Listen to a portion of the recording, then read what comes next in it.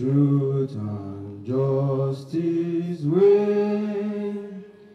In peace or battle honor, and this we count as gain. To add unto our children a banner without stain. O God of all creation, grant this our one request. Help us to build a nation where no man is oppressed, and so with peace and plenty Nigeria may be blessed. Babcock's anthem.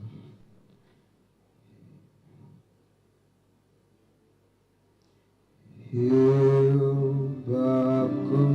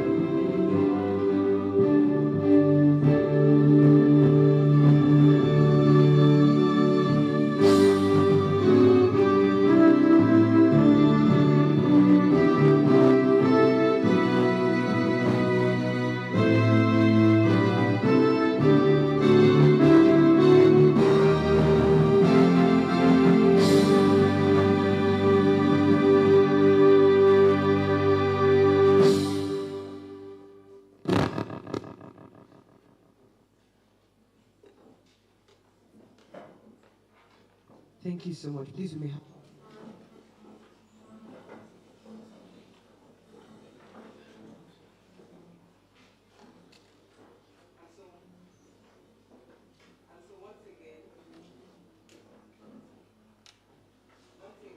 Good morning, distinguished guests.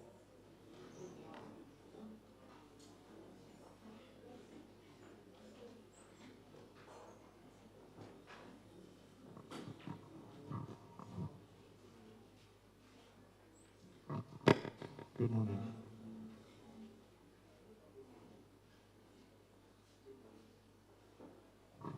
Good morning.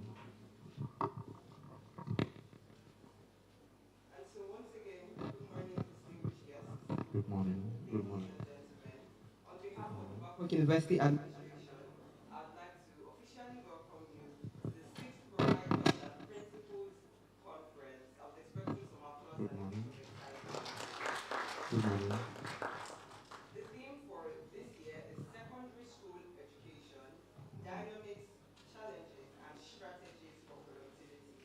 And as educationists, policymakers, and industry leaders, we are all aware of the critical Good morning. issues facing secondary school education today. And that is why this conference serves as an avenue to explore innovative strategies to improve the quality and the effectiveness of secondary school education. And beyond discussion, this is also an excellent platform for knowledge sharing, networking, and collaboration. With this said, I encourage everyone to stay engaged, take notes, and make the most of the opportunities that this conference offers. I have no doubt that today's conversations will be insightful and inspiring. My name is Walaromi Jesiferomi, and I'm a corporate compare, red carpet host, and presenter, and I'm thrilled to be your host today, and I look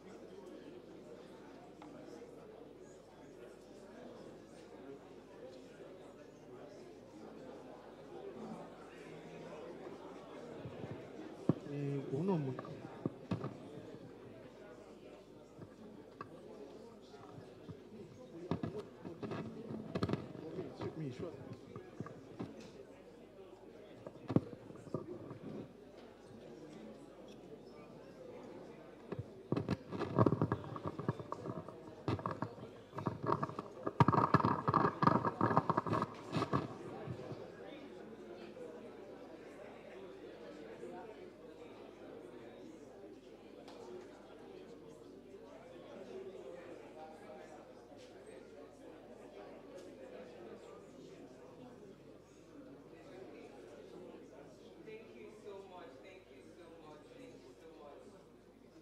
I can see the beautiful interactions and collaborations and networking that we're already doing. It's amazing.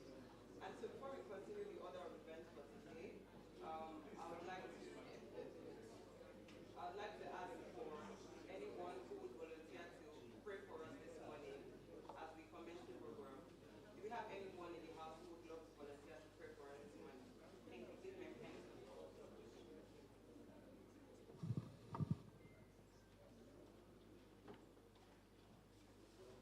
Shall we rise for prayer? At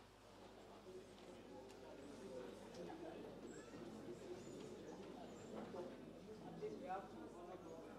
Heavenly Father, this day is the day you have made, when we shall rejoice and be glad. Thank you for Babcock University that you own. Thank you for the dignity and the excellence displayed by this university. God, we thank you in the name of Jesus. Amen. For all of us here gathered as administrators and controllers of schools,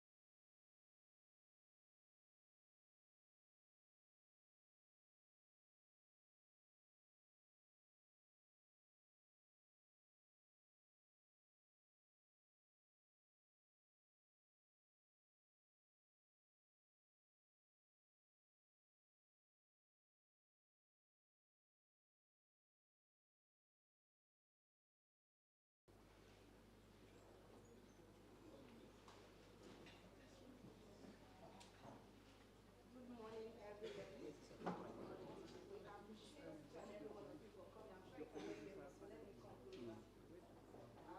We are working on our meeting. So I want to appreciate everyone for coming. God bless you so much. It's not easy, your time, your energy. It's a lot for coming out here. We want to say thank you so much. We appreciate it. God bless you. Round of applause for yourself.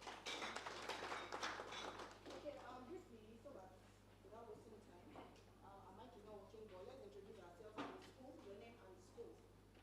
Your name and the school are represented. Reverend Oyi Oladiwe, Principal, Morehouse College, Aribo. Thank you. Thank you. Please, let's clap for ourselves.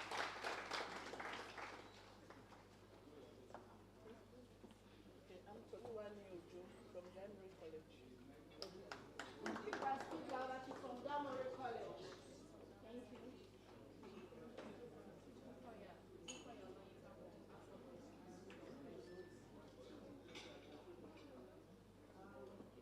Now, let me welcome you especially two of them because we went to their school and we found out that they are one of our alumni.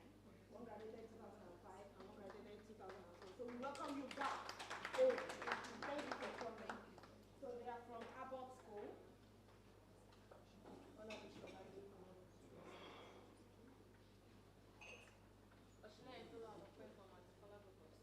Thank you very much.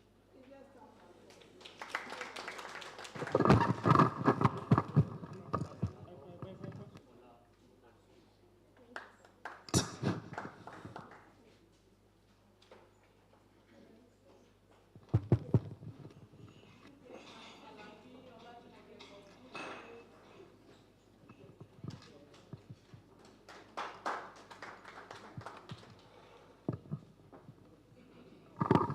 Dr. Sarah Samagwe, Christ the King Catholic College, Odole Wijebu. I'm Mrs. Onodikwe Adenike from Ilishon High School Senior, Ilishon here. I'm Miss Adebayo A.O. Illichan High School Senior. S.A. Yusuf from Ikene. Good morning, everybody. My name is Joshua Angel from Remo Anglican College, Ishara. My name is Reverend Akinyola David, chaplain of Remo Anglican College, Ishara. Good morning. My name is Maxwell Momin, Erudite Christ College. Eniton Lucia Oluwaremilekun, Friendly Gate School. Sheil Matthew, Friendly Gate School Principal. Sam Obizeson, Friendly Gate School Proprietor. Victor Ubeze, Sound Minds Model College, Arigbajo. I'm Dr. Peter Ogunkunle, Proprietor, Sound Minds Model College, Arigbajo. Additional AO, Highbrow College, Elisha Rebel. Uduwole Temitope, Highbrow College, Elisha Rebel. Omatweme Victor, Amazing Success Education. Ibole Manuel, Amazing Success Educational. Olisa Olusegun, Vinecrest College, Iperu Remo, Principal. Thank you very much, sirs and mass.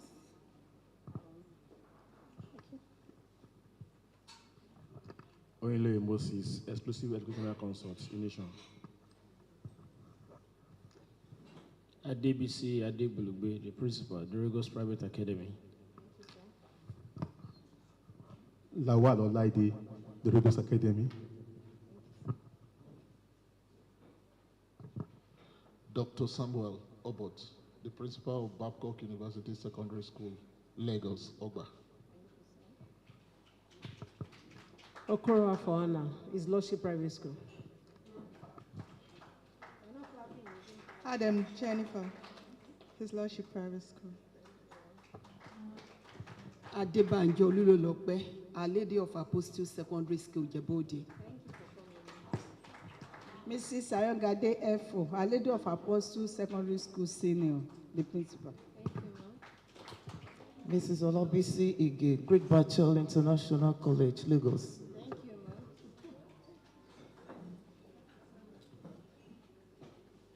Coordinator, Barache Group of Schools, Lagos and Ogun State.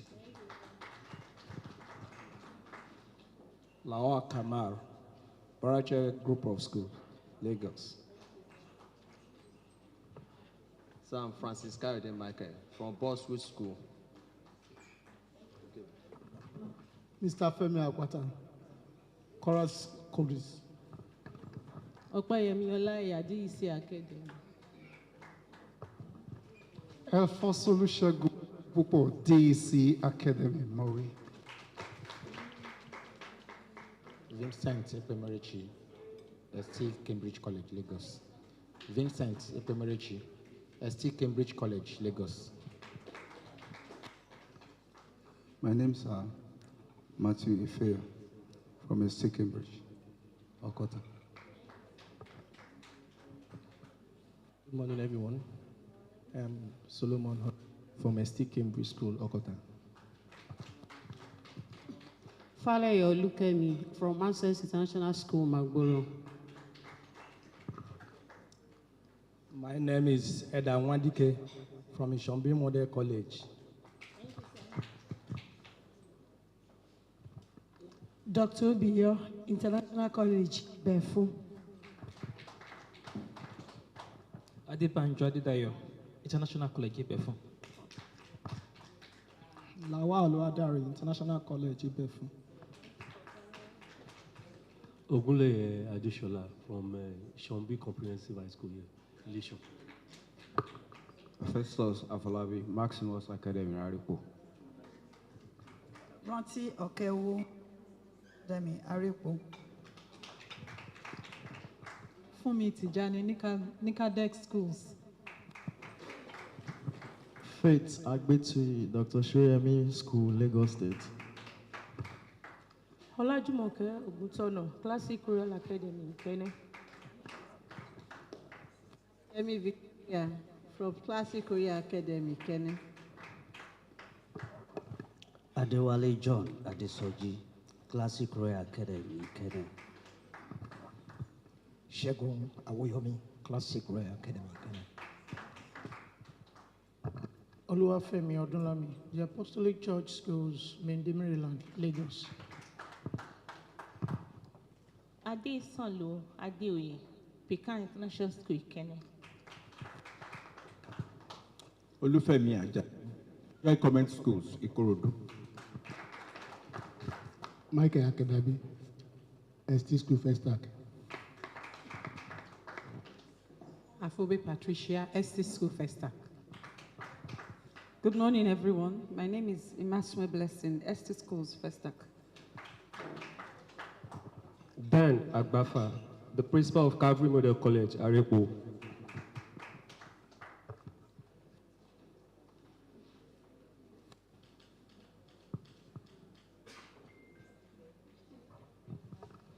Sonny Jame Adebayo, Principal Landmark College, Ikorodu. Ademola Oduyebo, Principal, Thames Valley College, Shagam. Bolanle Migbeingbe, Dr. Shem Memorial School, Festac, Lagos. We want to appreciate everyone. Thank you for coming once again. God bless you so much.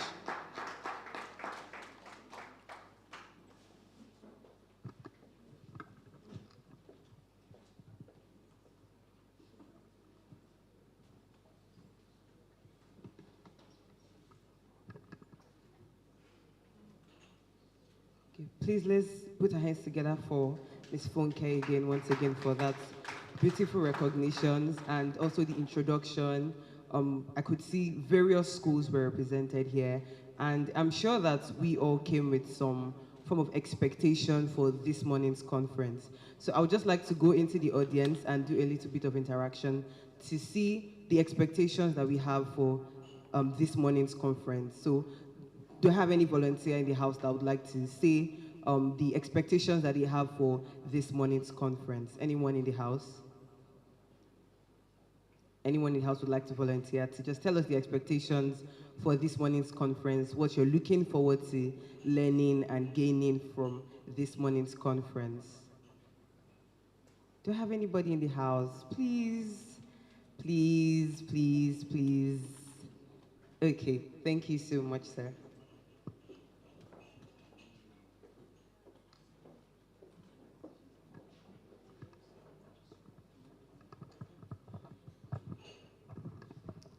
Good morning, everyone. My name is Femi Akwata. I'm a director in Choral Schools, Owode Egba. I've attended this meeting 3 times in the past. Thank you. I also have a daughter in the school.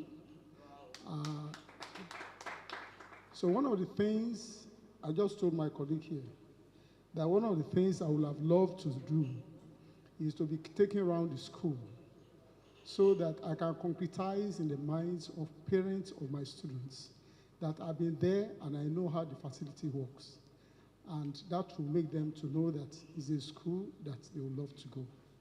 Thanks so much. Please, let's give him a round of applause. And so do we also have any other volunteer? Can we take one more person? One more person? Anybody? Okay.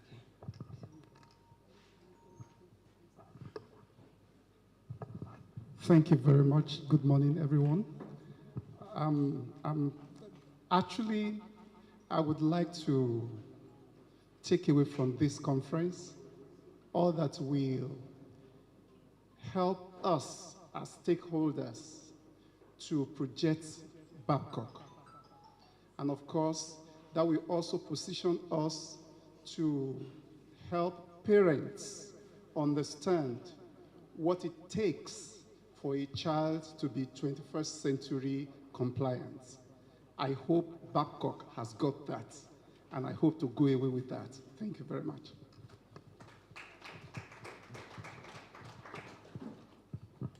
Please, let's give the 2 volunteers a round of applause.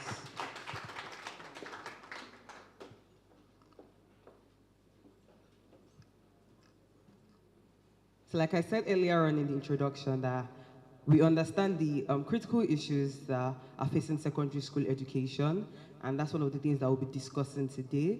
And also, it's also an avenue for networking and collaboration. And I could already see us discussing with some of our colleagues and, talking and engaging and just networking. And this would also provide an opportunity for further collaborations, not just within this space, not just within this room this morning. You can get contacts and for further collaborations outside of this environment. Thank you so much for our contributions, and I'm sure they'll be taken into consideration. And so we'll be going on to the opening remarks, and we'll be having the acting senior vice president, a deputy vice chancellor, management services, in person of Professor Olugbenga Idowu. Please, can you give him a round of applause?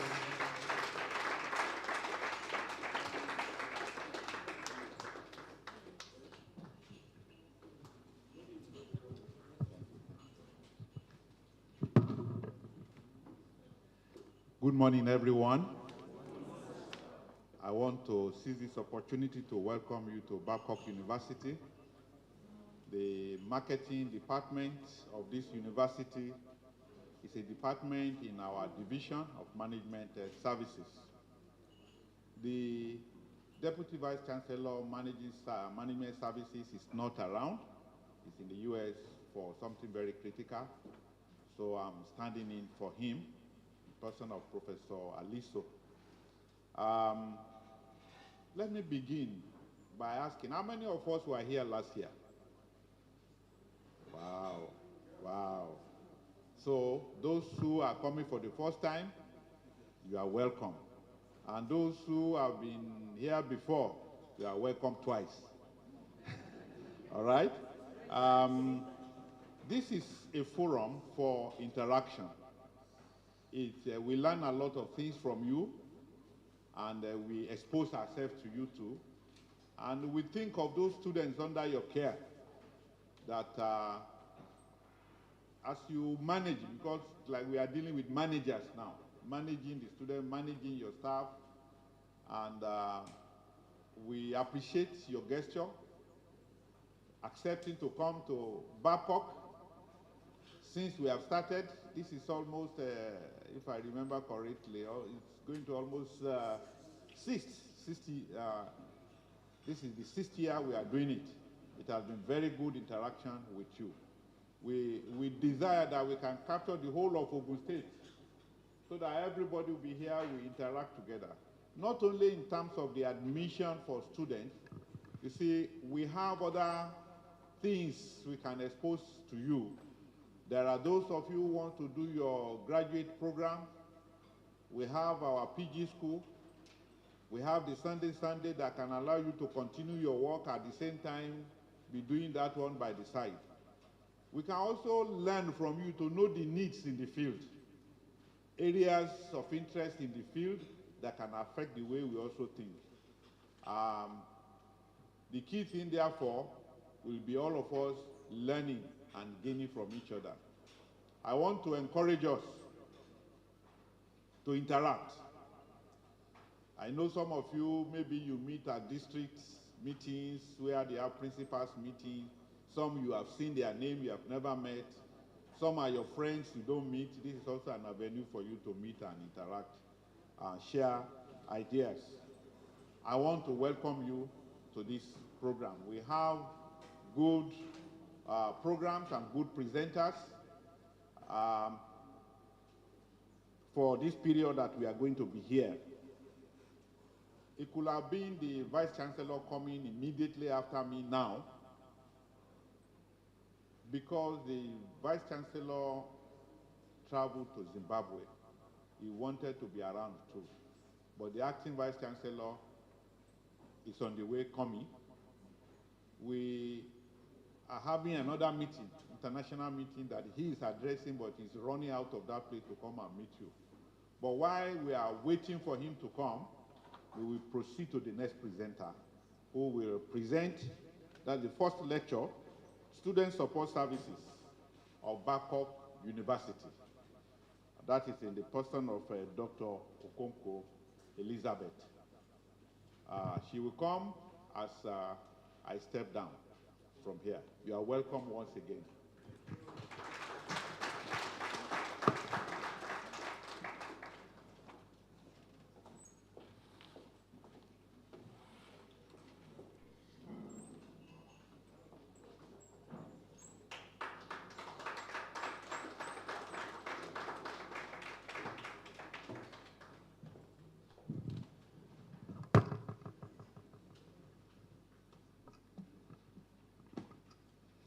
Good morning, everybody. Standing on the existing protocol. Well done, sir. I want to welcome all of us, like he rightly said, to this program. I love what that lady said about what do you want to take away from here? And that made me to also change or add to my presentation. Because the last speaker said, we want to see how we can cope with these Gen Z students. That's what he wants to take away from here, Gen Z students. And before you shoot that, because I had to bring in something. Gen Z students are wonderful students. They are wonderful human beings. True or false? The way they were brought up is not the way I was brought up. And I'm sure it's not the way some of you, I don't know if some of you belong to Gen Z. Let me not categorize everybody to the same group. How I wish there's opportunity to shoot this one, because I just brought it now as a result of that comment. Let me tell you. I have a presentation on parenting 21st century children. And this is an academic forum taking care of 21st century children in an academic environment, isn't it? And let me tell you, lecturers, teachers, parents don't even know who their children are, to a very great extent. And before you know who those children, I want to know how many minutes I have, because I have gone to another one before this one. I should cut it. 40 minutes.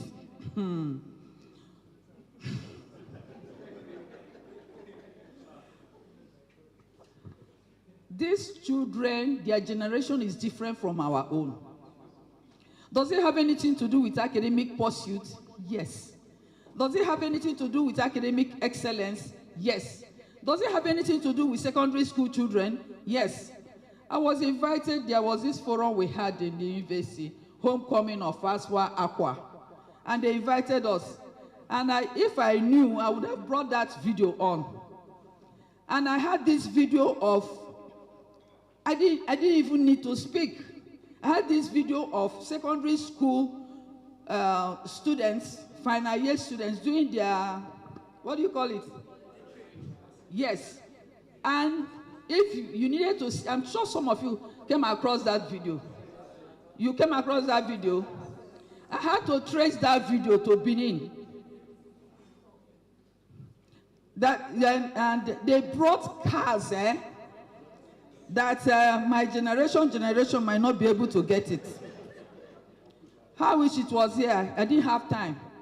They brought girlfriends, and a parent in that secondary school. I interviewed her in Benin because I was a principal in Benin for many years before I came here. I interviewed her. I said, Mommy, that her son finished from that school, that they hired those vehicles. These are the type of children that come to you. And Mommy, it's not in now. It's not in now. I said, It's not in now. You needed to see the affluence. You needed to see the display. It was tough. Anything. And those ones are the ones that will come to the university for us. Some of them are from your secondary schools. And then, do you know the difference between you and them? Gen Z children, their parenting style is different. Approach to academics is different. You know, what we normally do is that parents, we have hopes, dreams, and goals for child rearing. At times, we don't even sit down to make specific lists of the goals that we're supposed to pursue with these children. Let me tell you, being intentional in your professional approach is very important. And that person that spoke last, I also want to tell you that being intentional in your parenting styles, very important. What are they doing? They're supposed to be like this. Secondary school in those days, if you goof, you will cut grass. Try it, and you see what will happen now. Most times, parents, we are interested in promotions. We are interested in unimportant things at the expense of important things. We are interested in bigger houses, promotions. We are experts, but we have less solution. Now, see, go back to this one. We have multiple possessions, but less values. We learn how to make a living, but not how to live it. We have children. We are interested in secondary schools, even Babcock. We are interested in big profits, but we are not intentional about these Gen Z people.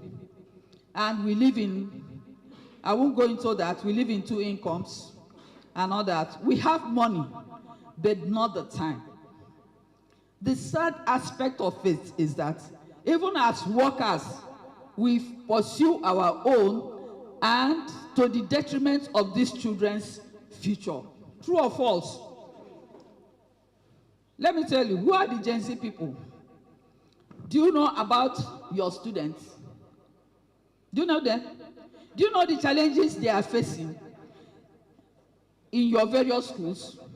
Apart from the fact that they will score 100%, 1 + 1 is 2, 2 × 2 is 3. Do you know their challenges? Do you know the realities in their own world? Whether you like it or not, your own realities are different. No matter how much you want to instill discipline into them. These children are born in the age of secularization, when the influence, that is the influence of removing power from what you go to church or you are a Muslim.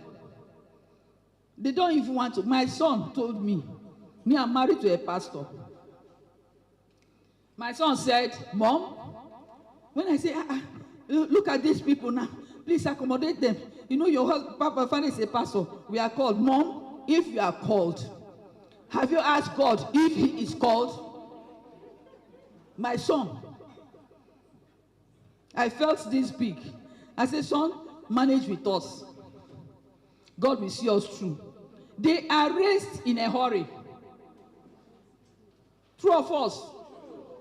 See, before any UC came with that mandate of 16 years, Abi, I have handled clients, parents, bringing their children 14 plus. After they pass, you know that school in Lagos, I didn't attend that one, no. Uyibo school. The British, that they pass A levels, cleared A levels. If you see the mimimi somebody. And they are matured far beyond their age. Where I'm staying in Babcock University is facing male hostel. And when you see these children, males going to class, you will think they are CEOs, Abi. That they, and honestly, some of them are floating companies already. Some of them can pay my salary 100 times. They have started earning. If you see them, and this senator that came out now for male, they dress gorgeously. And you can't fault them. Babcock cannot fault them because their dressing is compliant. Yes, they are far beyond. And they are exposed to sexual issues. It's part of what I'm going to talk about, but because of that last speaker's own. This is what you take away from Babcock. Gone are the days when you used to think, imagine, what is it that daddy and mommy do in the room? Every time, lock the door. They sleep alone, and we children will go and sleep alone. There's no imagination anymore. You know why? Social media. They know sex more than you and me. So what are you hiding? Gone are those, they can make friends online, 1,001 online friends. In those days when I was in secondary school, my personality is, even if you put me under basket and cover it, I'll be attracted to friends, or me attracted to them, I don't know, take whichever one. And during holidays, my mother would say, call me my vernacular name. If you are going on holidays, please write at the gate. I won't tell you my name. Has traveled. Dash, has traveled. I don't want a situation where, Mama, is she in? No. Another person come. Mama, is she in? No. Another person come. Look, daughter, I don't have time for you and your friends. Let me shock you. These children can stay in the room, in your classroom, and make 1,001 friends, both positive friends and negative friends. What can you do? Teacher, I've handled a case where a primary school child, as they are preparing for church, we go to church on Saturdays. Parents, he will just steal this thing and enter toilet. What are you doing? I'm poo-pooing. Primary. It was the mother that called my attention to it. What's she doing? What's he doing? Pornography. Primary school, not to talk of secondary school. I'm trying to expose you to who these children are. And when you use the method my father used when he was alive, you will kill them. My father used to be huge and tall. And when he does like this, is it does or did? Because he's dead now. Choose whichever one. You will sit up. Your brain go reset. But do it with these children. I was handling a medical class, our doctors. I was teaching them medical psychology, and we came to substance abuse. I gave them the freedom, the enabling environment to speak. Let me shock you. Some were 4. I was on the side of our guests. And the shocking thing is that my students, some of them were 4. They stood up, including females, to tell me why drug is important. Why what I'm teaching them is not important. Are they the type of children you have? They are the type of students you have. So that person that made that last statement takes something away from Babcock. And then, let me tell you, sexual abuse is on the increase. True or false? Go to research. Sexual immorality has overtaken drugs. Go to research. It's everywhere. And it's expanding like, it's increasing like, I don't even know how to qualify it. Sexual immorality. Let me tell you, if you are not intentional about parenting, about your students, if you don't put ego down, your generation, we used to do it like this, you used to do it like this, down, you will miss them. I don't want you to miss them all, because tomorrow they will come to Babcock, and we start from status quo. Please do what you're supposed to do here, so that when they come to Babcock, it will be continuous, okay? A student told me that, how many minutes do I have? Oh my God. A student told me that her family pastor has been sleeping with her. And she complained to her parents. They say, shut up. You want to disgrace us? How come? And she came, she said, Ma, the annoying thing is that that pastor still visits our house. And it was affecting her academic pursuit and performance. Do I meet your parents? You know, they are so scared. In counseling, you must seek the consent of those people. Do you have things like that in secondary schools? Yes. A lot. Are you intentional? Do you bring the person down? We went for community service in some of these secondary schools. And the topic was sexual abuse. And they said, one girl wrote without her name. And I miss that girl till tomorrow. That her father has been molesting her sexually, real sex, for more than 7 years. And the mother said, shut up, do you want to break my marriage? Let me just leave you there. They are heavily influenced by peers. Do we have pastors in the house? Let me see your hands. Pastors, I'm a pastor's wife. Biko, by God's grace, preach, but please be intentional. Valentine's Day, some years back when my daughter was here, my daughter came to the office, Mommy, what we saw today. Yeah, they were packing gifts. Female hostel was filled, everybody visiting. No person visited her. She didn't tell me that aspect of. Pastors. My husband does not, he doesn't believe in Valentine. Now I go, I say my daughter, well, now, wow. I went to my husband and said, we have to be intentional, Oga. Otherwise, Yawa go gas. I had to, the other one was intentional. I bought something. 2 of them were here. Put Ghana must. Let me tell you, no matter how smart they are, you are smarter. How? Age and experience. I always tell my students, you can be more intelligent than me, but I have things. I have experience.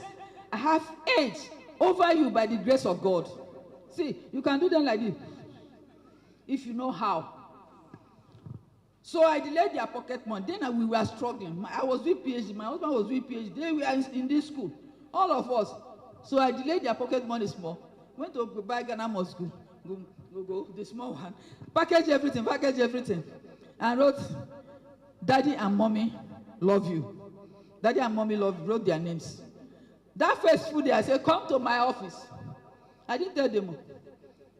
This is from Daddy and Mommy to show you that we love you. If you are not agreeing, use Valentine, no. You can't stop them.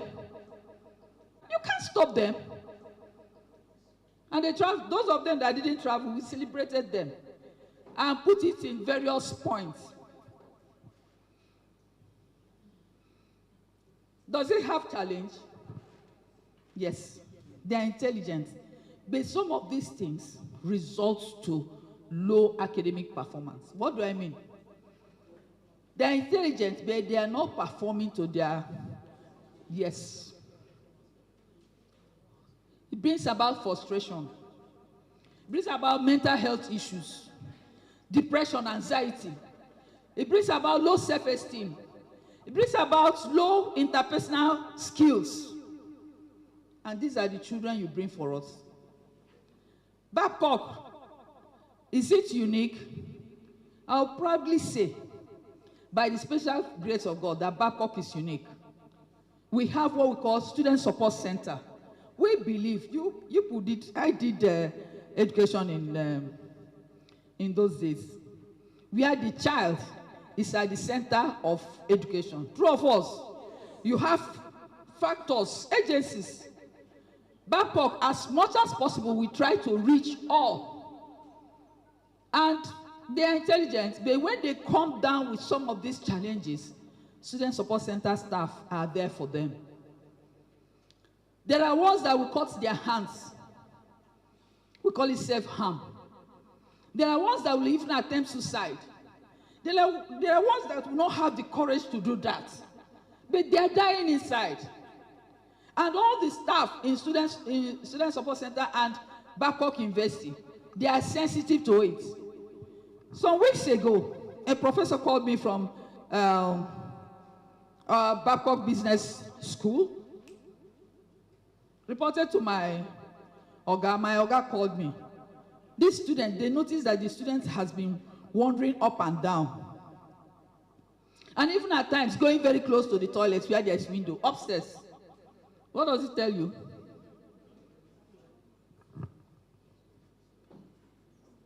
I invited the parents. First of all, we took him straight to our teaching hospital. Thank God for that, our hospital. Because we have clinical psychologists there, we have mental health departments.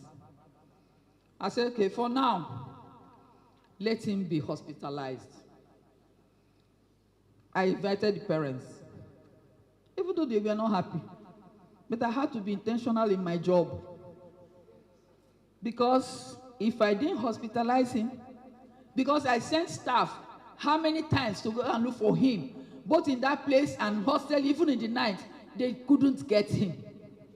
And if anything had happened, Babcock will be blamed. I have handled a case in Babcock where they sued Babcock for 100 million. If not that God helped me, I was able to do it accordingly. By God's grace. So the mother came and still didn't tell us exactly what was happening. Because in Babcock, when you bring your children, we do what we call medical examination. And from that medical examination, from our own center, we have a form that all of them fill so that we can generate their situations. This person that asked that last question, now you cause trouble.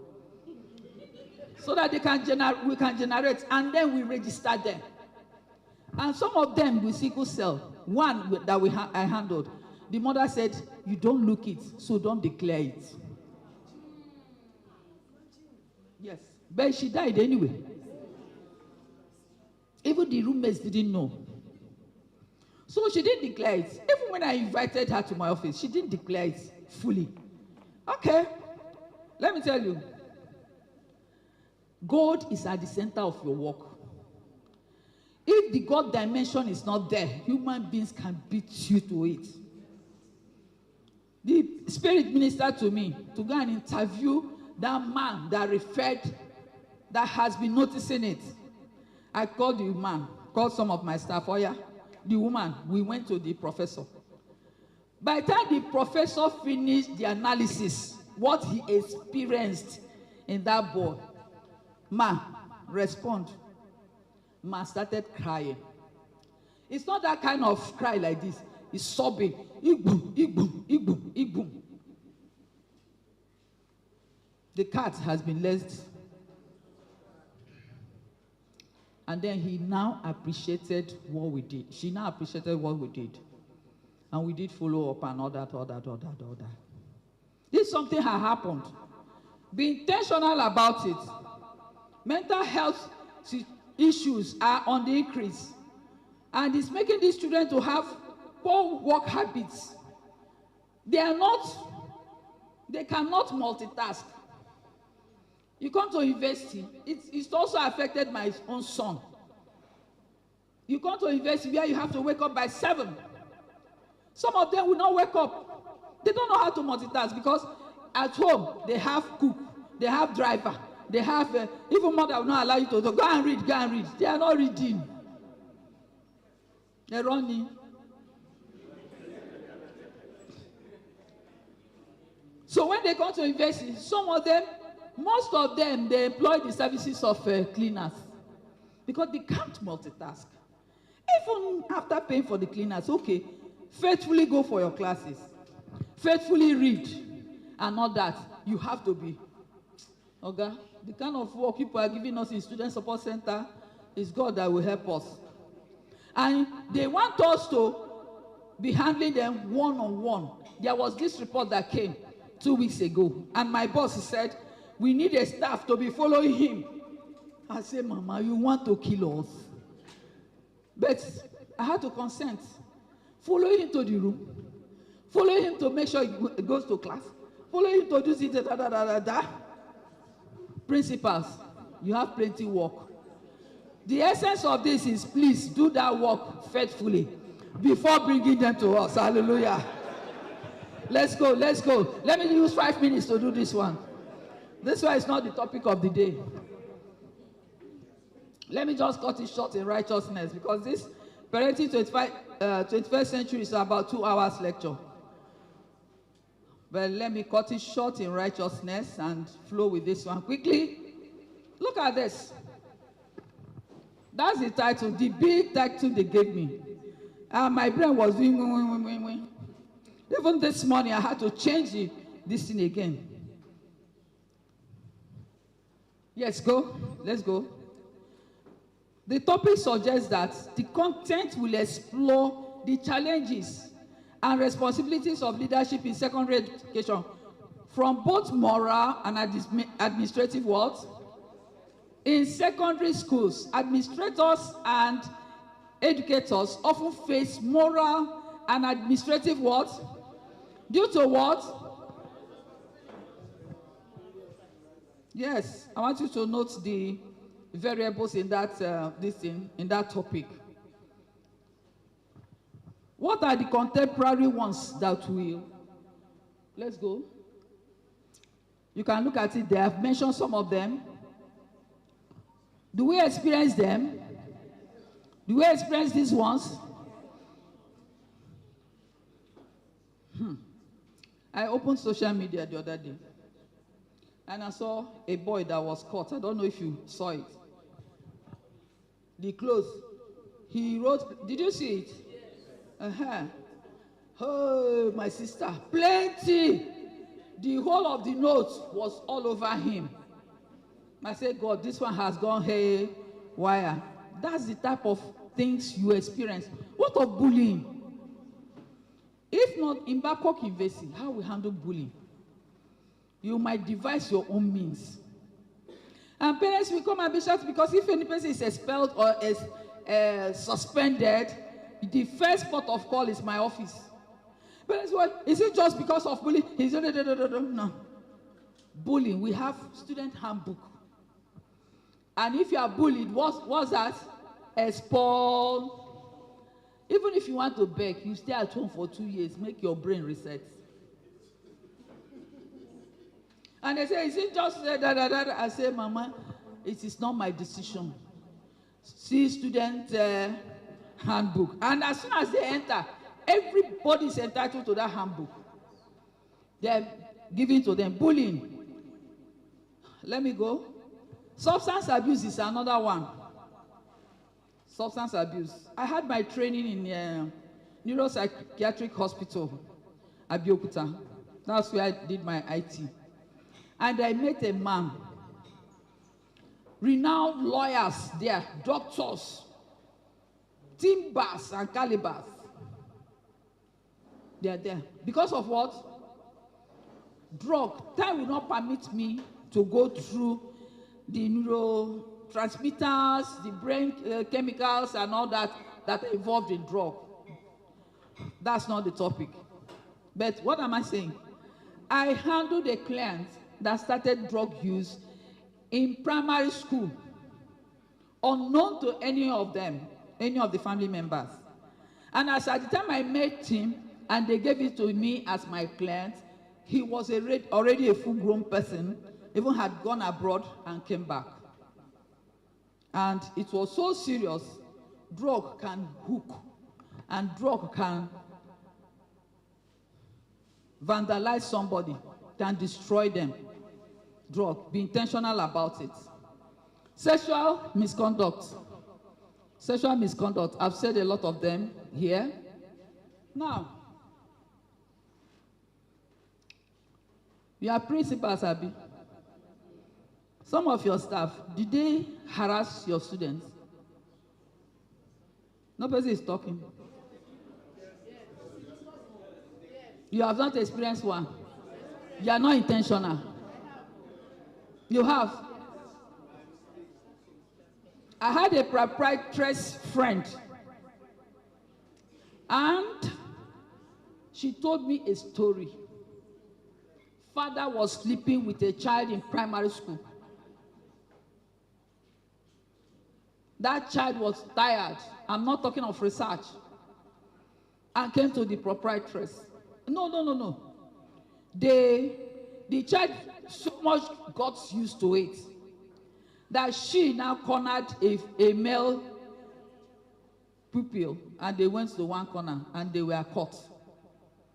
They started probing. They invited the parents. The parents left that school and that environment till tomorrow, overnight. Because it's a legal issue. Even the wife.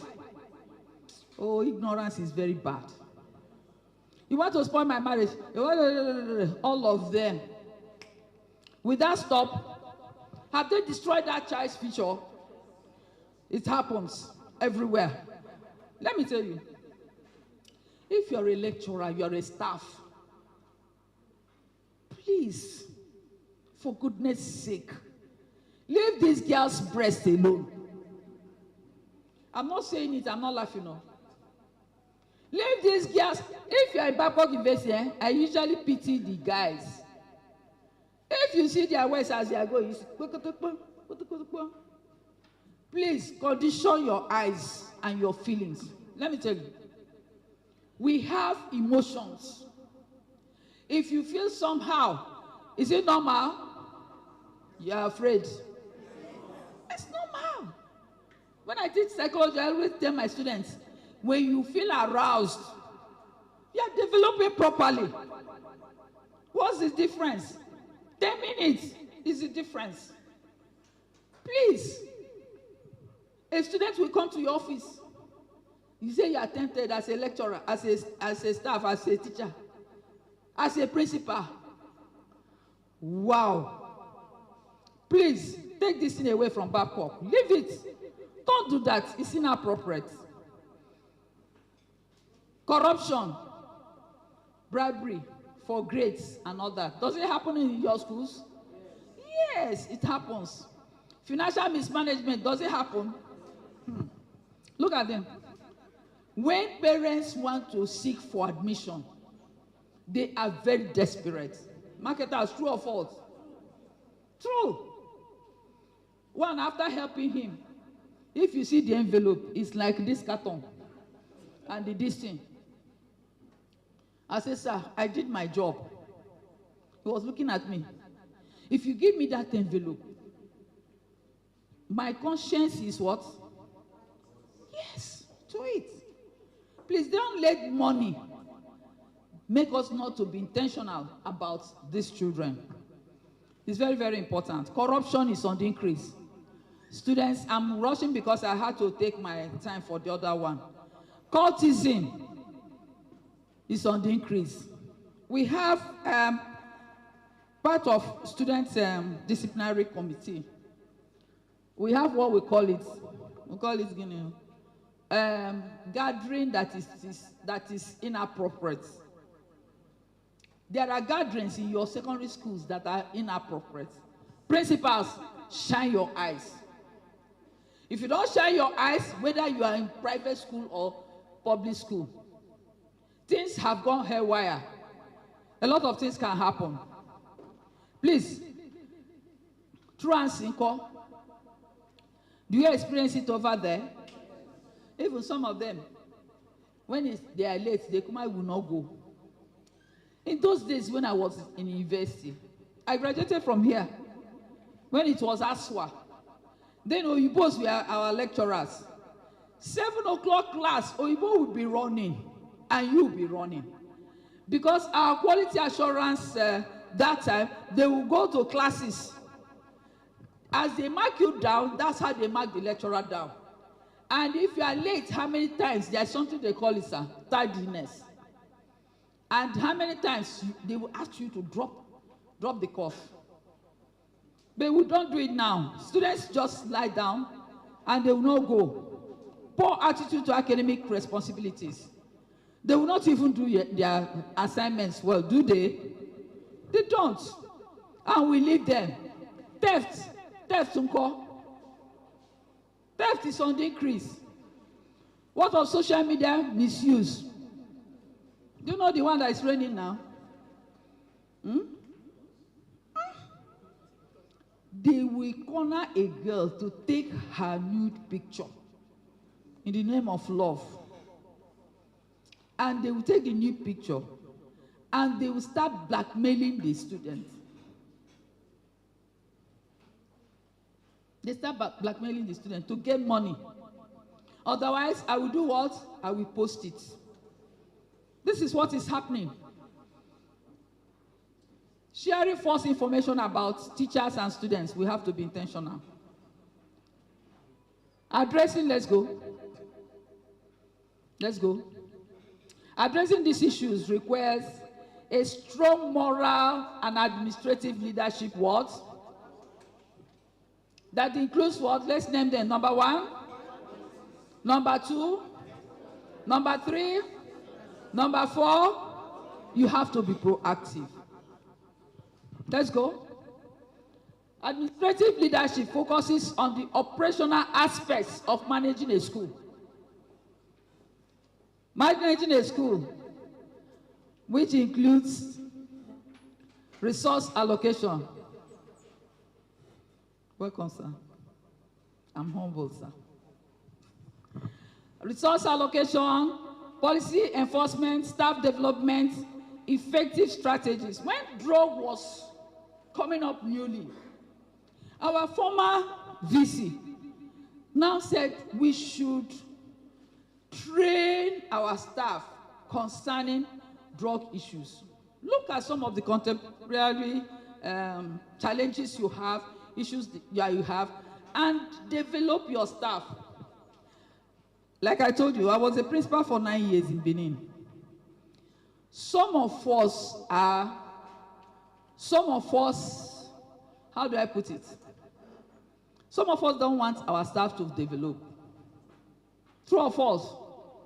You will sit in one position and you want them to stay in one position. You are not developing also. And in secondary school, I don't know what it is right now. I left there many years ago, 2005. If you are not intentional, your staff will not develop. And that is why you organize conferences. That's why you organize. You want them to teach and teach forever. Train forever. And they will not train themselves. You are also frustrating them. Please be intentional about it. Strategic planning, efficient resource management, strong communication channels. And I want to say that if you are a principal, remember that you have personality traits. True or false? Yes, some of us communicate. I can communicate anyhow, anytime. Some of us will be intentional about communication. Know where you belong and work on it and know what to do, because definitely it will reflect in your administration procedures. That communication channel is very important, both to you, your staff, and your students.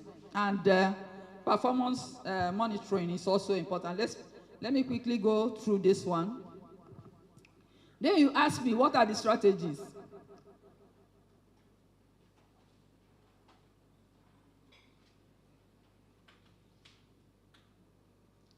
In Babcock University, we have CCTV almost everywhere. During exams, we don't take our students to classes where we don't have CCTV. The children, they know. In Babcock University, you don't bring in your phones into the examination hall. The students, they know. Yes. They want to, because the other ones are slowing them down. So as a principal, please encourage teamwork in the academic pursuits. I did a lot of research on study habit methodology. Let me tell you, go to research. Human beings are not using 1/10 of what God put in this computer. If you want a new one, you will navigate it. This computer is very powerful. So whatever you know, I might not know it to that extent. So study habit group, very important. And it makes them to cover their course content on time. I lecture 300 level physiology. And I looked at the volume of work. I said, okay, let me try something different. I shared the topics for them. These children beat me to it. The way they were even explaining it, the representation, the carriage, they're intelligent. Don't go and pose as a principal and sit down. That because you're a principal, you are more intelligent than these children. They will beat you to it. So encourage them. I had to group them to avoid academic dishonesty. And academic dishonesty, you also have to train your teachers. Some teachers are used to academic dishonesty. True or false? Yes, when I was the principal in that school, one of the lecturers, one of the days during a long vac, I normally go from office to office to clear things. And I go to this science biology teacher, and I saw scripts. My people, he didn't score anything. We had already given children results. I'm not telling you research. If I was not intentional, going extra mile, I wouldn't have discovered it. So you know what? And I did it when, during holidays, no person was there. So I called him. I said, thank you for your scores. You people did very well. Please, sir, every teacher should bring scripts. I didn't personalize it to him. So others started bringing their scripts. He was uncomfortable. Madam, the thing is no more than, Madam, this and that. I didn't even send him. I said, sir, you must bring your marked scripts. I want to cross-check something for everybody. At the end of the day, the game was up for him. He was rolling on the ground. Once, you know, science people can be very proud. Sorry, generalized assumption. Pardon me. Have I been forgiven? Good. So that was how his game was up. Let's go to substance abuse.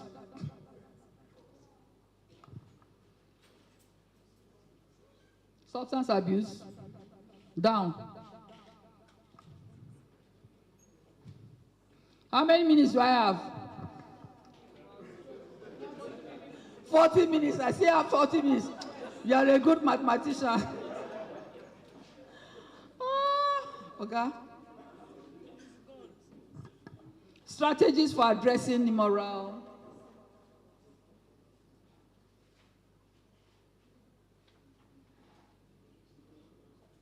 Be going up, be going. It's there. Go. Go up one more. That's it. My slide.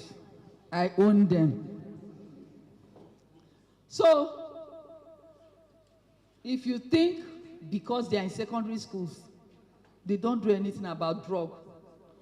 Because gone are those days when you be smoking and people will be perceiving it. True or false? For your kuro eye in the class, they can go and buy mineral. During break, they buy mineral. They put it there.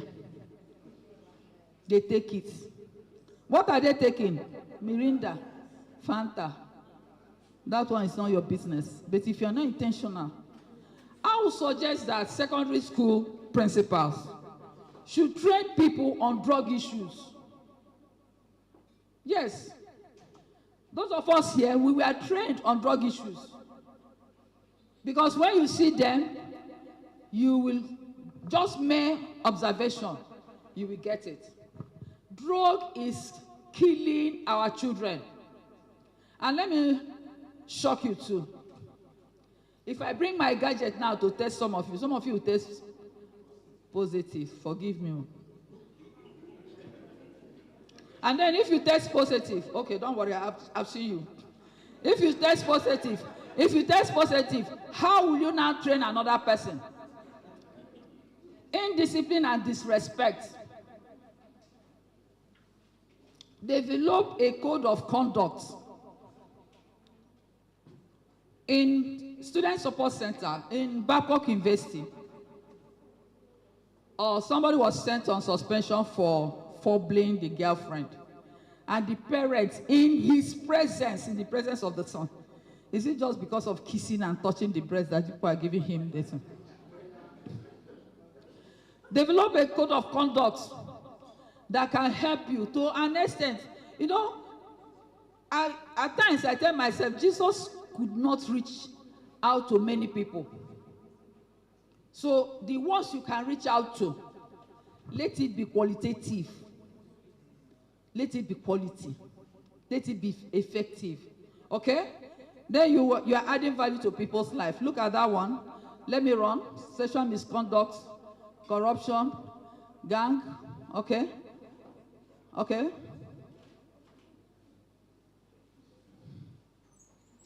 There is a place I want to go to while I leave you. Time will not permit me because I deviated. Develop a personal leadership philosophy. I'm a clinical psychologist by profession, by God's grace. Let me tell you, if you don't know who you are realistically, it will affect your work, no matter how qualified and experienced you are. It starts from self. Who am I realistically? What do I mean by that? What are your strengths? What are your limitations? Are you able to mention your strengths one after the... Assuming there was time, I would have given you just one small something now, with just one small survey. And you will confirm that I'm saying the truth. Some of us, we are comfortable with that aspect of us that is applaudable. Hey, Mrs. Okonkwo can talk. Yeah. Do you know that when Mrs. Okonkwo gets up in the morning and opens her mouth, that's the thing they smell?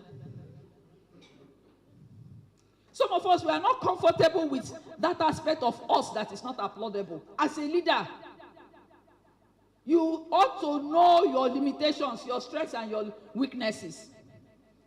Let me tell you, you cannot overcome, even with all that I know by God's grace, I have not been able to overcome all my weaknesses in total. So, but what does it do to you? Is that you now know, you will start from self. When they invite me to come and talk about relationships, I told them, gone are the days when I thought dating is it. No, I don't do that. It has been overtaken by events. Repositioning yourself for better relationship, you start from self. So we pose ourselves on that chair, not knowing who we are realistically. It will go into your philosophy and the way you relate to your staff. Build yourself first. What are your core values? What is inside you? What do you have? What are your weaknesses? Do you have self-reflection? We call it introspection. Do you have it? Do you sit down for it? I don't want them to take me out of this place. Let me go. Successful strategies for moral. I have just 2 slides left. Successful strategies for moral and administrative leadership in secondary school with biblical examples. Babcock University is a faith-based institution. So what does that mean? Leading, encouraging excellence and hard work. You can see that in Nehemiah 4:6. Motivated his people. Building a supportive and inclusive community. Yes. You can see that in Mark. Schools should foster collaboration, respect, and unity. Leaders should be mentors and encouragers. If you don't know yourself, you can't mentor another person. Let's go. You should handle pressure and burnout through faith. Let me tell you. No matter what you'll be exposed here, if you don't have a significant other person, if you don't have God, if you are a Muslim, if you don't have God, you cannot harness yourself.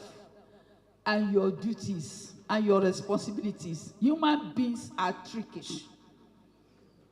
What we are giving you is a template. It now behoves on you to individualize it and personalize it. And I want to leave you with this. It's only God that can help you.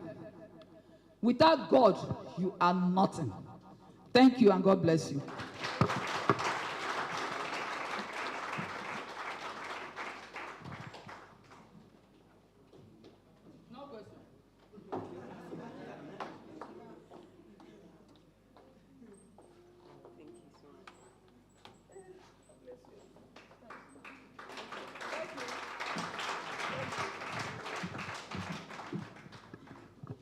I was going to tell us to still give her a round of applause for that inspiring, thought-provoking, and very amazing, amazing presentations. And I'm sure that we all, because I saw a lot of us taking notes, and I'm sure that we took something tangible from that presentation. But I wrote quite a number of things down, and I just want us to turn to our neighbors and just reiterate those points to our colleagues. So turn to your neighbors and say, be intentional in your work.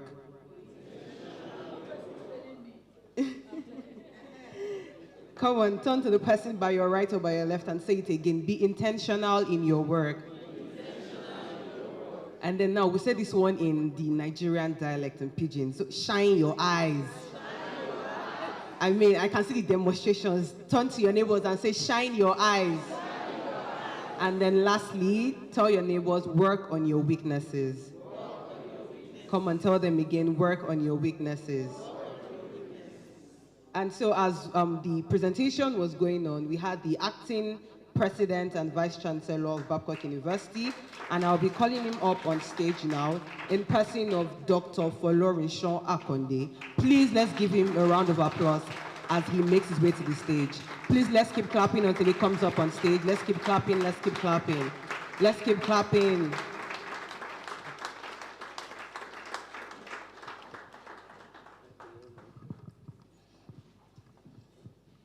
Good morning, ladies and gentlemen. I'm so sorry. I was supposed to be here earlier on, but we also had a team coming all the way from the United States. And so we had to wait to welcome them. As I was about coming, they just met us at the lobby, so I went back. So sorry about that. I'm here representing the President Vice Chancellor, Professor Ademola Estayo, who is unavoidably absent. He's currently in Zimbabwe for Regional Education Summit. So I present a welcome address on his behalf. So it's a great pleasure with deep appreciation that we welcome you to this Principals and Proprietors Conference. It's really an honor to be in the presence of such a distinguished gathering of educators, mentors, and thought leaders who share a common passion for shaping minds and transforming lives. Your presence here today reflects a shared commitment to the future of education and critical role we play in ensuring that every child has access to quality learning opportunities. Your visit today is not just a formal gathering, but also an opportunity for meaningful exchange, collaboration, and shared learning. As administrators, we all understand the critical role that leadership and strategic decision-making play in ensuring academic excellence, institutional growth, and student success. Here at Babcock University, we are committed to providing high-quality learning environment that fosters innovation, critical thinking, and holistic development. And we take pride in our achievements. I'm sure Babcock is a well-known name in the country today. So we take pride in our achievements, yet we recognize that education is an ever-evolving field that requires continuous adaptation and improvement. So in our interaction today, let us engage in discussions on best practices, challenges, and opportunities in educational administration. I hope that your coming here today will spark new ideas, strengthen partnerships, and contribute to the shared goal of advanced education in our communities and beyond. This is a welcome address, just a little comment also on the issue of education. I had the privilege, I think last year also, to be invited to come and also give a lecture here then. Education is such a critical thing in our national life. And I thank God I have a wife who was deeply involved in educational management before she retired as Director of Education in Lagos State.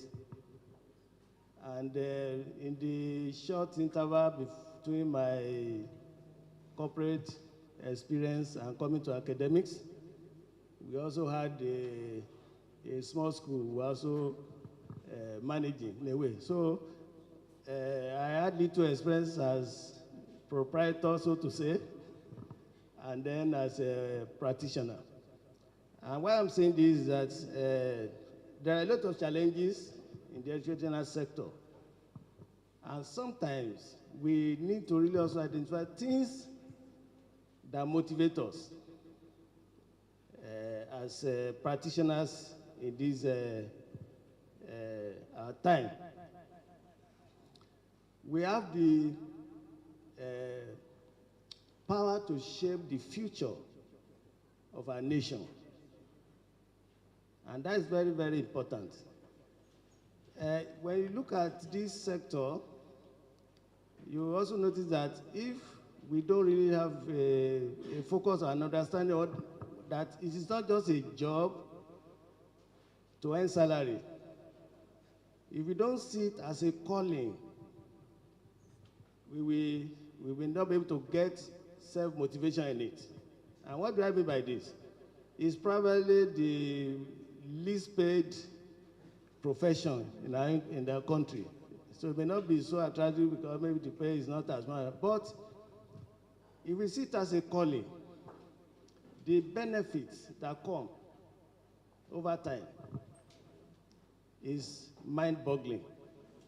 And I will give an instance. My wife was doing a program in Unilag, and one day she went for a lecture, and somebody just crossed her path. You know, in this nation today, you are afraid, is he a kidnapper or whatever? And that was a serious challenge on that day when she came back home to explain. And the person came out, a tall, lanky gentleman. He was afraid. I said, Madam, don't be afraid. You taught me in primary, I think primary 2 or something like that, so many years ago. And of course, my wife taught I was in that industry for over close to 35 years.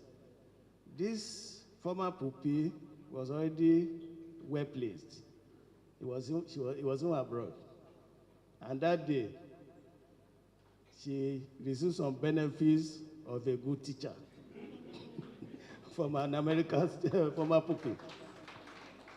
You never can imagine the impact you would have made in the life of people when you are a good teacher and you see it by calling, not by any salary, because you can never be paid enough. You can never. So the encouragement we try to do is that self-motivation is there. We can make a lasting impact by molding character. I mean, Madam, an experienced counselor, has told us so many things. We are living in a world today that some of us, in our upcoming years, we are confounded by the kind of things that were going on. You know, in those days, when you see your teacher, you are shivering. You run and all that. But at the time, my wife told me that as she was about to enter a bus, even she was struggling with the puppies. They would not even give the teacher way to enter first or whatever. I'm sure that's what we're experiencing today. Things have changed. In fact, everything has been, I don't know, maybe it's a computer or whatever. That's the kind of thing. But that is not supposed to discourage us. If we should act by the attitude of our young people today, we may misplace our actions and may lead to something else. What I'm saying in essence is that we have to understand it. In fact, there are state governments that have given strict instruction. You dare not cane the child. I think that is happening somewhere. Because you dare not. In fact, they will tell you if they do it, don't even scold them. Don't. That is not the way we were taught when we were growing up. Is that so? That was not. So how do we blend discipline with care and order?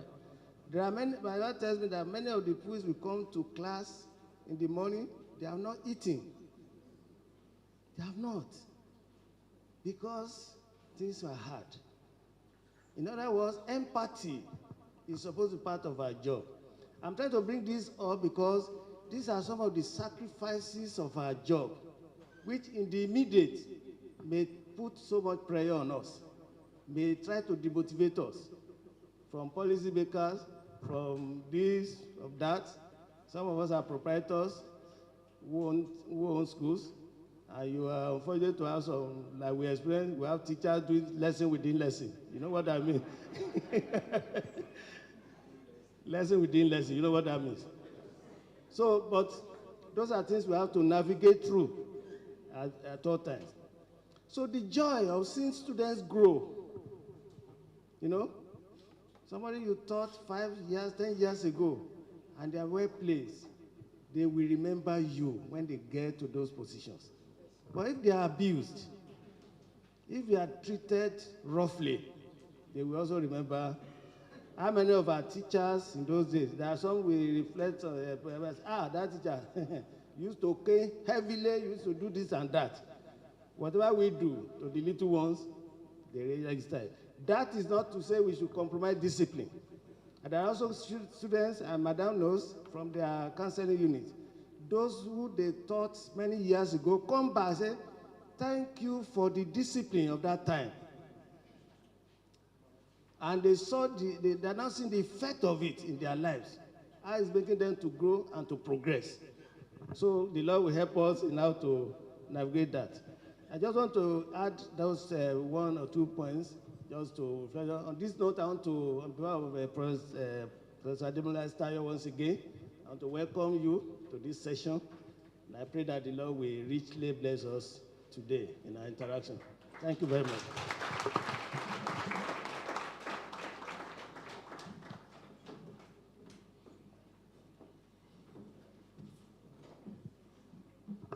Please, let's put our hands together for him once again. Thank you. Before we go on with the next agenda, I would also like to welcome the presence of the Chief of Staff to the Vice Chancellor Babcock University, in person of Professor Alao. Thank you. I would also like to welcome the presence of the University Registrar, in person of Professor Jonathan C. Unwosu. Thank you. And so next, we would be having someone from an administrative officer in the admissions office to speak to us on the applications to Babcock University, things that we need to know and things that we need to put into consideration. So please let's make welcome on stage Ms. Olayinka Yetunde. Please let's give her a round of applause as she comes up on stage. Please let's keep clapping until she comes up on stage.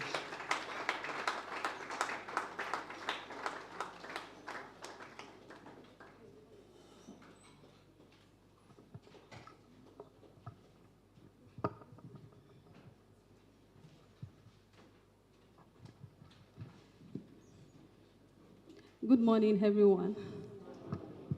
Please smile at me.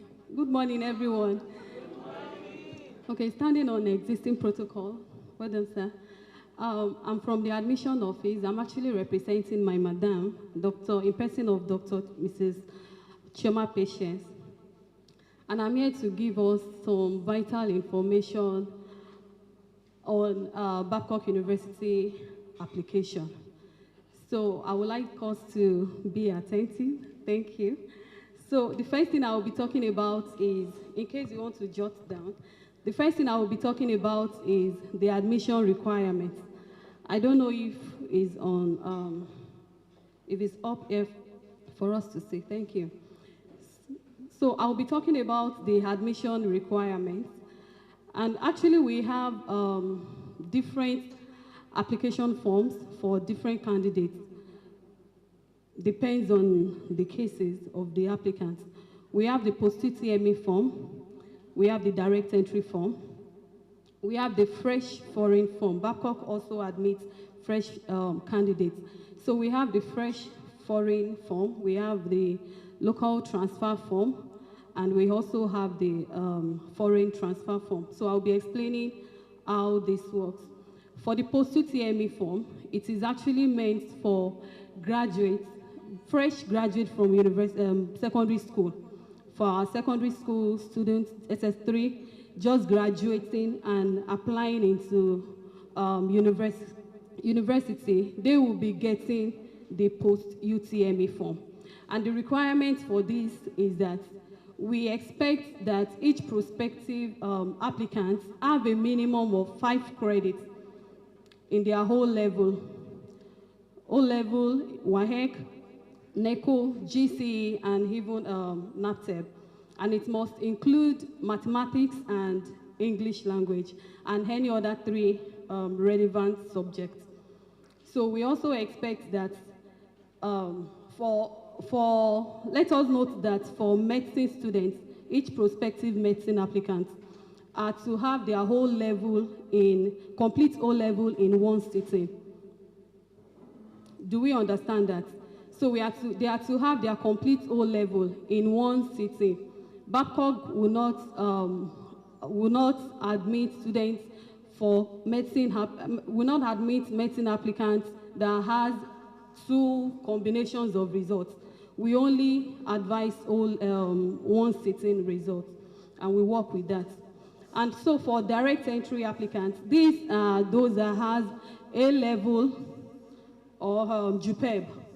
So they will be getting the direct entry form. So there is difference between post-UTME form and direct entry form. And so we have for foreign transfer, these are applicants from outside Nigeria that want to come to Babcock University. So we expect that they send their official transcripts from the school they are coming from to the admissions email address, which I will be giving to us.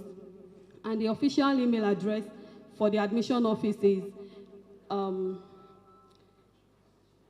is admissions@babcock.edu.ng. I don't know if we will be putting that down. It's admissions@babcock.edu.ng. The same thing also is applicable for the local transfer. So the local transfer candidates are candidates coming from schools, universities within Nigeria that are interested in schooling here in Babcock. So we advise that they pick local transfer form, and it is also the same process. They will also send requests for their official transcripts to be sent to the Babcock University's admissions email address, which is the admissions@babcock.edu.ng. Okay, so the admission, I'll be going to the admission process. And to apply to Babcock University, we advise that all applicants visit our official website, Babcock University's official website, which is www.babcock.edu.ng. We've actually have cases of parents coming to the office to speak about being scammed and all. And this is because they visited, maybe they just went randomly online to search for Babcock University and they fall into the wrong ends. So please, for every applicant, it is expected that you visit Babcock official website, and that is www.babcock.edu.ng. That is when the application form is out. And let us note that the application form will come out at the end of JAM policy meeting. It is very important. We don't know when that will be actually, but once we have the information that the JAM policy meeting has been concluded, please let us visit the Babcock official website, and that is where we are going to be applying from. So when you get there, we expect that you click on the admissions portal to register and let the applicant pick the form that is applicable to him or her. Let the applicant pick the form, either post-UTME for fresh graduate from secondary school or for direct entry form that is meant for JUPEB A-level candidates or fresh foreign students who are coming from outside Nigeria freshly, or for foreign transfer, students who are outside Nigeria in a university before, coming to Babcock University, or for local transfer for students within Nigeria that wants to transfer to Babcock University. So let us pick the form that is applicable for them or for us. And so there will be a required application fee on the website while applying. So the candidates are expected to pay the required application fee and also to upload all necessary documents. All their necessary documents, they will be asked to upload on the platform. The O-level results, their JAM results, their birth certificates, their passport photograph, and so on like that. And so they will be asked to select their preferred examination venue and date. The preferred examination location and date. And so after this, they will await, we expect them to await further instructions for screening exercises. So let us also be notified that we also have part-time forms, and we also run a center for open distance and e-learning, that is Bukodel, and the admission details will be communicated to us later. So with this, I say welcome to Babcock University 2025 and 2026 admission process. Thank you.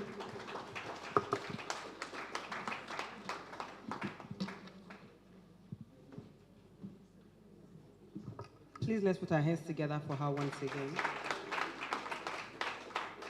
Thank you. I believe that we've taken down all the important notes regarding the application process and admissions for Babcock University. So I want to ask if we have, before we go on to the short break, I'd like to ask if we have any questions from the first lecture that we had today. Do we have questions for Dr. Okonkwo from the first lecture that we had today? Can you signify with a raise of hand if anyone has a question? Okay, so I think we'll just start with the questions.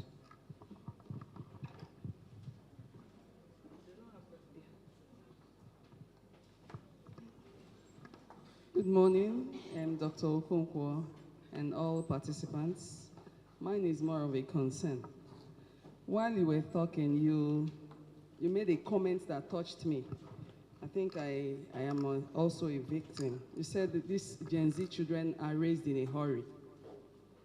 And as you kept giving us analogy, you kept talking about parents coming to lobby for one thing or the other.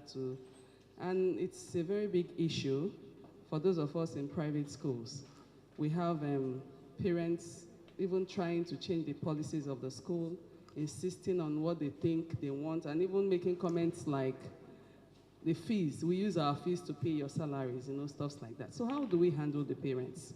Because they are not our students. We can make policies that will affect the children. How do you advise we go about handling the parents of these children? Okay, that's a very good question. You have something you call PTA, isn't it? We do it in Babcock. We call our own PCF.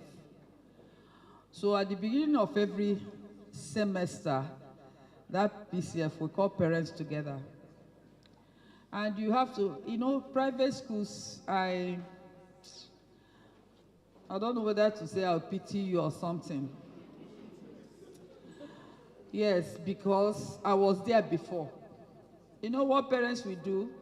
They take their children away from your school and go and register those children in another school. Except you compromise. When I was there, the proprietors was compromising concerning WAEC, teaching them, giving them answers. At a point in my life, I say, God, what am I even doing? Will I, because of this, enter hell? I had to walk up to her to tell her, Madam, I do this no more.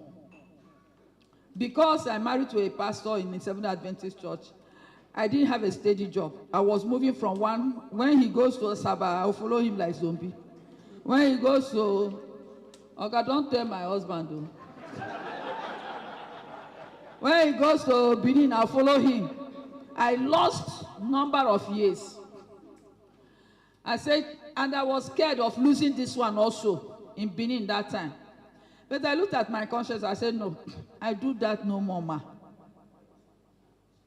And you know, that was the beginning of stopping it. She lost students, but tomorrow, she still contacts me. So, ma, it depends on you. Like I said, as an administrator, you need to have your core beliefs, your values. I empathize with you. I was there before. Her school nearly ran empty. But after some time, people that value, they started coming. I was there when even when they failed in KG1, KG2, because I was overseeing all the arms. They will insist that the headmistress will promote child in KG for crying aloud, and that the mates will leave him or her, and they will go to, and you say no, they will take the child to another place. Please know your core values. Know what you stand for. And because of profit making, we compromise a lot. Let me tell you, God feeds the birds. God has a way of rewarding your integrity. I was able to go through in total of that thing. God has a way of rewarding your integrity. And something that I forgot to chip in because I was rushing. Every secondary school should have a counselor. And what I have noticed and experienced is that people use these counselors to teach because you don't know the onions of these counselors. No person will floor me as a counselor. They never burn the person. You use them to teach because they are idle. Let me tell you, you need to establish counseling units in your various schools. And even in the schools beside us, even us, I tell them to establish, come and understudy. Let me tell you, NYC will come to Babcock University if they don't visit Student Support Center. They have not started. And they had told me, even one of the teams that came, the leader still contacts me till tomorrow. They have told me that never have they've not seen it in any university in Nigeria. Quote me. Because we have a team, social workers that take care of the welfare of the students. We have special duties that take care of foreign students. And they take care of our first year students. We don't push them into the crowd. We handle them for 1 year. Before we now push them into the other students. We have academic counseling units. They take care of academic challenges. They take care of intelligent students also. And we have psychosocial units. They take care of behavioral issues. All behavioral issues, they take care of them. So if you are a principal and you don't know the worth of a counselor, please, forgive me, no beat me as I live here. You need to go for upgrade. Don't use because you want to maximize profits. You are performing to the detriment of these children. Let me tell you, these children, they need counselor more than ever before. Just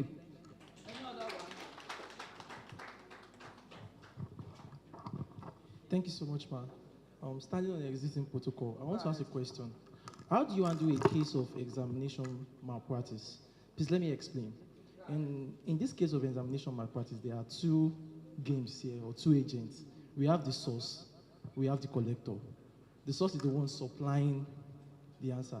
The collector is the one charging Let me help you. I want to get something, ma. Now, the source is seeing it as the source of revenue. He's saying it that this is the highest cash out than doing regular assignment for students. Because this is where he has the time to gather a lot to support himself, and maybe his younger the examination hall. Ma, there's a technique he has, he will spread it around. At the end of the exam, there is transfer going on, paying him as the source. So how do you, he wants to come out of it, but he is not seeing another alternative income that will give him that payout cash. A student? Yes. He has not taken the bull by the horn. There is no person that God cannot take care of. In Babcock University, if they catch those two, or all of them will go on suspension. After listening to their cases, so we don't just catch and send. No. We have professionals there, legal practitioners, and all of them. For exam malpractice, we have a committee that takes care of them specially. Before the one I belong to, student disciplinary committee for exam malpractice, unless if they have not been caught. But if that person Nicodemously has come to you that he wants to change, that's why you need to refer that person to a psychologist, to a counselor for mending. Any other one? Yes, sir. Did I meet it? Is there any other thing? Can meet me privately. Good morning, everybody. I know one of the biggest challenge administrators have is in the area of meting out discipline on sexual immorality and the other one, substance abuse. Most of the time, schools will either suspend or expel. But there is a school of thought that these people, they need help. And then sending them away from your school is like it's not the best for this group of people, especially if you have really met with them. Some of them, at that point, you see them so remorseful, you know that it is not what they want to do, but they just find themselves doing it, meaning that they need somebody to help them out of the problem. But in that position, if you try to help them down on discipline, and if you send them away, it's like you are not doing what you are supposed to do because they need help. So Thank you very much. What do you do? Thank you very much. Clap for him. That's a very good one. In Babcock University, we use what we call redemptive approach. You know, I couldn't finish everything. Besides, I told you as you're entering, you have your student's handbook. Then, if you are caught, you also must go for drug test. Is that clear? And with that drug test, we have what we call objective test and subjective test. That drug test will give us the objective what? Result. And then, security is objective. I say objective, not subjective, because we have a kit for it. And then security will interact with the person. Okay? Before it comes to disciplinary committee. And when it comes, according to the handbook, 1 year suspension. And then why did I say redemptive approach? We have qualified psychiatrists, qualified mental health doctors. We have well-established wellness center that they will tell you go for therapeutic suspension. We use right hand to beat the child and use this one to direct the child on what to do. And then that therapeutic suspension means that you have to go into our wellness center for 3 months exclusively. Secure the environment, and they have to detoxify. And they have to, the social workers are there, psychiatry doctors are there, clinical psychologists are there, vocational personnel are there, nurses are there. They will handle you. For those 3 months, you are not going anywhere with the consent of your parents. That's what we do in Babcock University. So, are we pushing them out? Are we forcing them to go there? Counseling is a relationship. It has to come with the consent of the child and the consent. You have to do your work in creating the awareness. A parent will come, is it not spoken? Some parents, some students have told me that this thing you are talking about, in my house, my husband, my father smokes, this one does this, it's everywhere. So you can only do what you can do. But that's our approach. And you can have that approach. Thank you. Yes. Good, everyone. The first question I intend asking Mr. Obot already asked the question. Thank you for dealing with that question. And second, I want to ask, the lecture you just gave, hope we can have it on platform.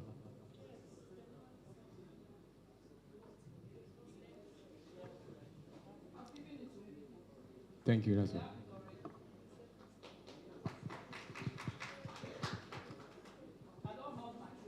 I speak in many places. Why holding it? I have a ministry to fulfill. Thank you, Ma, for all that you said. When you were speaking, you said something that we have to be intentional about it. And that's the truth. As a teacher, I want you to really come out. How will one balance a situation? You are intentional, you see it as your calling, you do all you ought to do to bring out whether counseling or what have you.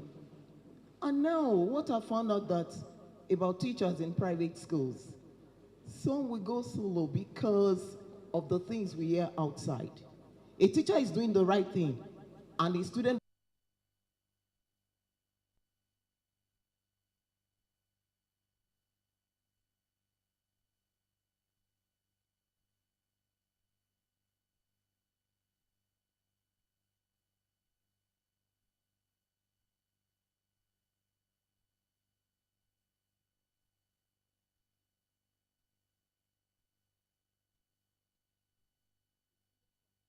terminated the pregnancy and came to accuse the school of labeling their child. You are not shocking me. Okay. That was exactly the same case I handled, and they sued Babcock for 100 million. Okay, how do you balance that? Because you will want to do what you are to do. At the same time, you want to be careful so that you don't fall victim where you are trying to help the life of someone to be better. You know, I said that when Jesus Christ was on earth, he was not able to reach everybody. But that does not downplay intentionality. When I was in Benin as a principal, let me just go out and take my car. It was deflected. Do everything. That time, I was almost like an agbero because I was working with police people. Imagine years back, not to talk of what it will be now. So what you will do is do what you can. I handled a pregnancy case, and I'm not a medical doctor, and see the test, koro, and scan, positive. I invited the mother. The mother came and was weeping profusely. As a counselor, I was also weeping inside my stomach. Do you know, the table turned around because the woman and the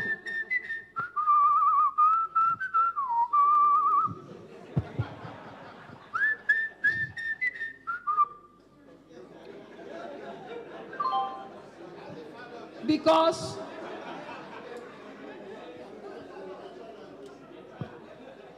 no relationship between the woman and the husband. So she didn't know how to pass the information to the husband. Before I could say Jack Robinson, and the husband there, he heard they reach here. They landed in my office with other man. And they now, what I can understand now is that the woman went and terminated it before telling the husband. And they went to do another test, and it was negative. And they marched down straight to my office. And the man was looking at me, koro eye, to be telling me that that test, that we framed the child up. It was not a small case. So. If not that God helped me.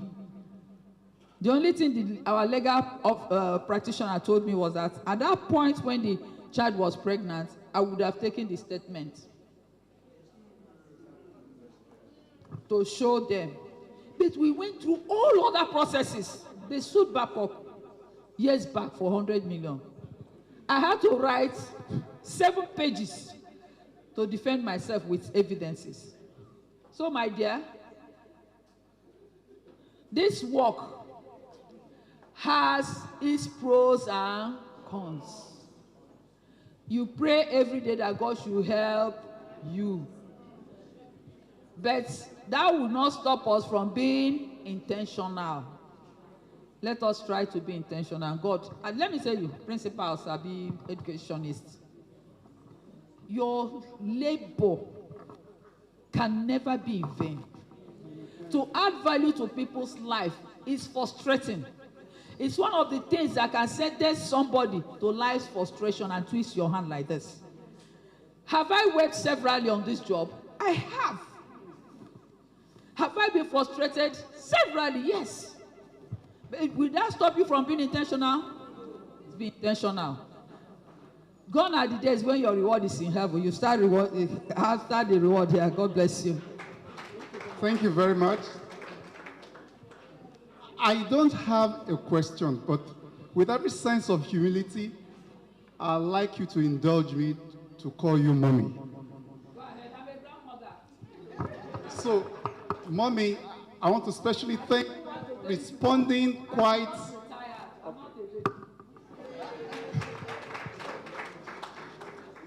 You've been quite responsive to my expectations, as I earlier on stated.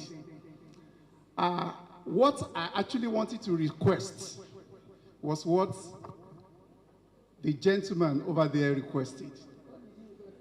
I didn't want to appear Oliver Twist. Thank God you responded very well. I wanted you to make available this resource to us.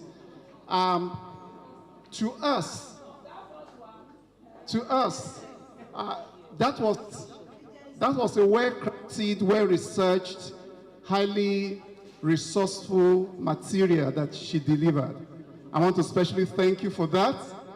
And I want to also humbly request, if you actually have taken in something, can you put your hands together for our mommy? Thank you very much for being benevolent, for having released the document, and we shall make the best of it. Thank you very much. Okay, so before we go on our short break, I'd just like to take one final question. I can see a hand raised at the back. So please let's take that, and afterward we'll go for our short break. Thank you.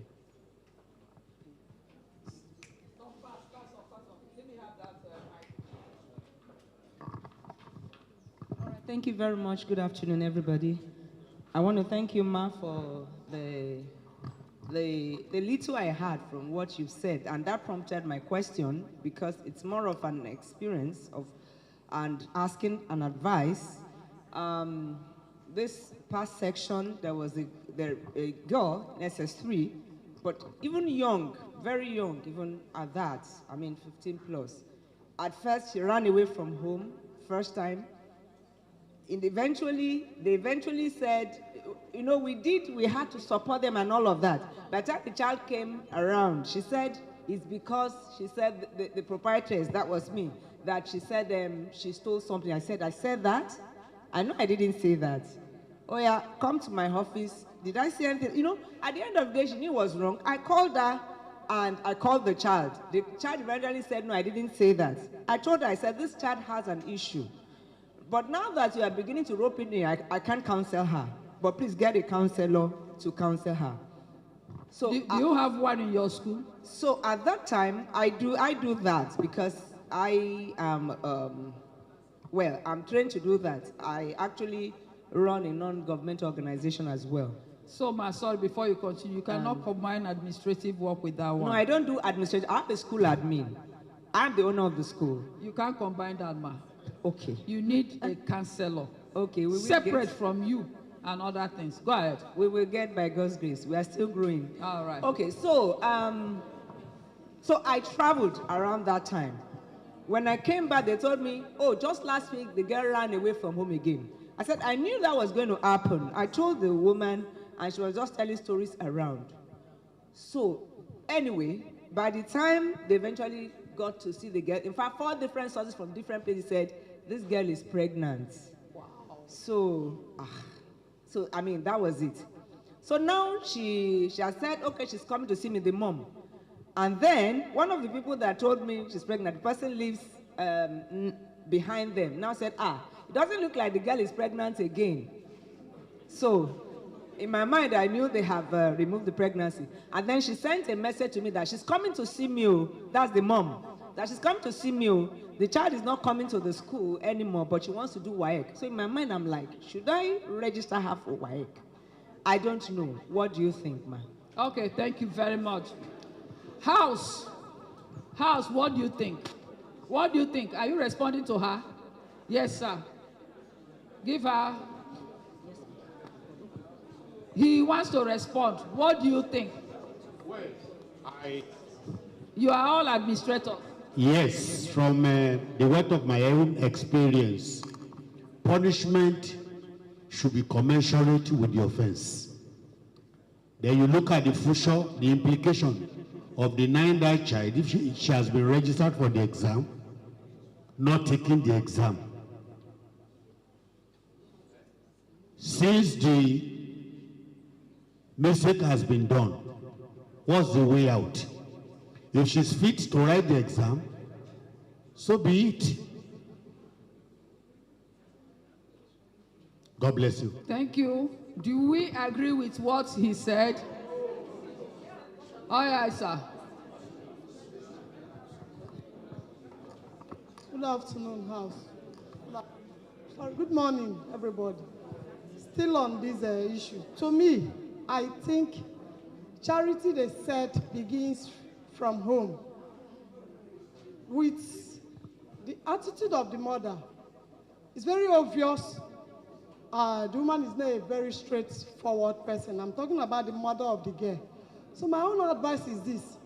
Punishment should not be melted down to this girl in school. It shouldn't be in school. This punishment shouldn't come from school.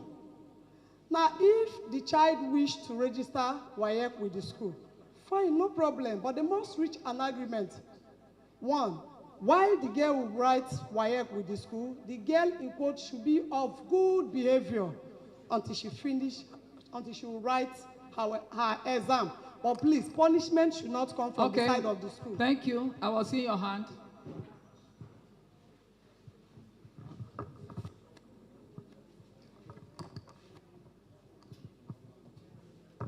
Thank you. I believe, even from the presentation today, that we need to be intentional and we also need to be strategic. This is a girl impregnated, plan with the parents removed and thereabout, all of a sudden, no pregnancy, coming for exam. If I were to be in that position, I won't listen to the hearsay. Let the parent come. Let the parent inform you the intention and their plan. And for instance, he has stopped attending classes for quite some time. I don't know how long, because attendance is key. No, for not meeting up with the attendance, what are we talking about? What will the girl come and do? I wouldn't know. Even in the course of that, we have concluded that if she's not coming again, so bringing her back to the school may be disadvantage to the school. I've had an experience where we run a day and boarding school. We always have issue with these students, most especially during exam. You know, bring expo, smuggling that in. This is somebody that has not been coming. So we have to be strategic. And to me, we need to look at it. So we won't look, don't let us look at it on the ground that it is the future of the child. Future that will even contaminate and affect millions of other students in the same class. To me, we just need to look at it very well. And if you are able to discover lapses, please say no. Okay, the last person. All protocol duly observed. I totally disagree with some of us here that have spoken concerning this very issue. To me, the girl is a bad influence to the school. And on no ground, if not because of profit at the heart of the whole thing, I don't think any school owner should register the girl for WAEC after what she has done. Because some of her classmates or the whole schoolmates know about what she has done. And some would like to emulate that. Please, I want to urge the school owners in our midst. We should always jettison profit. We should always look at morals and standards whenever we are admitting students. Thank you very much. Thank you. The last person, last. Organizers, how many are, last two, Abby? Okay, let women talk. Good morning, everybody. Praise the Lord. What I have to say here is this. The girl committed an offense of getting pregnant, and the mother assisted her. Remember, we are builders. This particular girl may not be aware of what she has done or the implication of what she has done. And then denying her writing exam is somehow, because you go and register for GCE and still write that exam. So it's not about profit. The key thing is even bringing her back. We give the school opportunity to have one-on-one talk with them. We have some parents that support evil, but teachers in the school can correct these children privately on their own. Thank you. So the last person. The last person. All protocol duly observed. I will just, it's just, if that child is to be in public school, the child writes the exam. One house. So I'm suggesting that this kind of a program should, maybe they should organize for the stakeholders, the government officials that are in the ministries of education. Because the policy, the government policy for secondary schools that belongs to the government is quite different. You cannot send a child that is pregnant away because the child is pregnant and you are saying that the child will not write the exam. It's not possible. Even the principal will not do it. If the child is pregnant, the only thing is just to advise the parents to get a bigger uniform, a cardigan. The child will become, yes, we experienced it last year. I mean, we had two of those students that got pregnant last year. Just to advise the parents to get a bigger cardigan, a bigger school uniform. Even if the child gives birth, she will still come back to write the exam. That is the government policy. So there are some things that you can do in private school that is not allowed in public schools. All right, thank you very much. Clap for yourselves. Clap for yourselves. Let me see the ones that are from private schools here. Can you indicate? Private schools? Private schools? Thank you. Let me see public schools. All right. Thank you very much. Our guy wants to say something. Thank you very much. In education, there's a policy, educational law that is called in loco parentis. This educational law means in place of the parents. In other words, the principals, school administrators, the teachers, once a student is within the hour course of the school, you are the parents. Until the child leaves your terrain, you are no more the parents. So now, using that policy and law, if it is your child, what will you do? Because you are the father. That's one side. Second side, in educational management, there's a difference between authority and power. Once you mix two of them, you are in trouble. When you're supposed to exhibit power, you now exhibit authority, that's a problem. When you're supposed to exhibit authority, you exhibit power. In problem. In other words, if a child messes up and you beat a child, you abuse your power. You are in trouble. But now, what does the rule of the policy of education say when a child is pregnant? Use the policy, use authority, and discipline. There's no two ways about it. So if you want to say, come to say about it, when a child is pregnant in school, is he writing? Is he writing? So leave sentiment apart. Put the authority. What does the rule say? Discipline. You discipline. If the child take the child to any other school to go and register WAEC, you have done the needful. That's not your business. After all, if it is your child, you can still smuggle the child to go and register another place, or even abort the child, or abort the baby. So follow the rules and precepts given to you as a principal, and then govern the institution. That's what will help you to govern. So treat the child, a student, like your child. Now let me tell you something. If I have my child in your school and you beat my child, I will be angry. If you have your child in your class, your biological son or daughter, and you beat the child, you will not be angry. Will you be angry? If your wife beats your son, you'll be angry. If your husband beats your child, you'll be angry.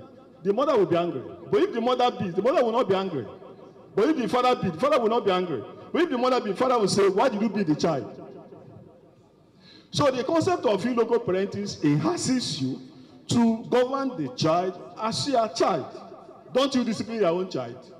If your child is pregnant, will you clap for the child? So why are you clapping for another person's child? Thank you very much. Is it coming up?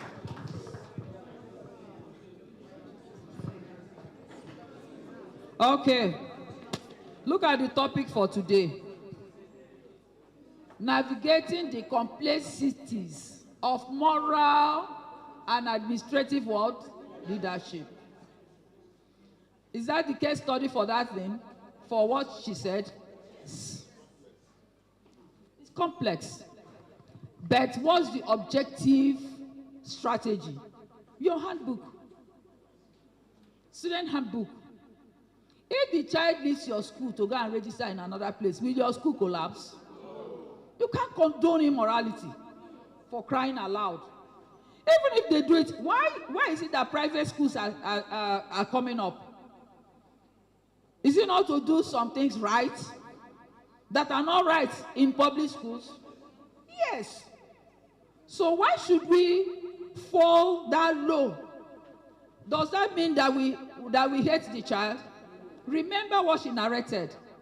The child even told them that, what did she say? That you did what? That she stole something. What type of human beings are we training? Are we grooming? Even had the effrontery to indict the proprietors, not even the principal, not even the teacher.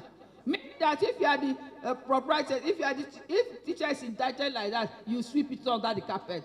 Being intentional does not mean that your discipline will not be there. So let me correct this opinion. Being intentional, you are intentional in morals, you are also intentional in your administrative skills and even in discipline. And God will help you. Thank you. Sorry, because of time, we'll have to wrap it up here. So thank you so much. Please put your hands together for yourselves and for everyone who has contributed so far. And so right now, we'll be going on a short break for 5 minutes. So please, you can go and use the restroom, take some water, refresh yourself for the rest of the program today. Thank you.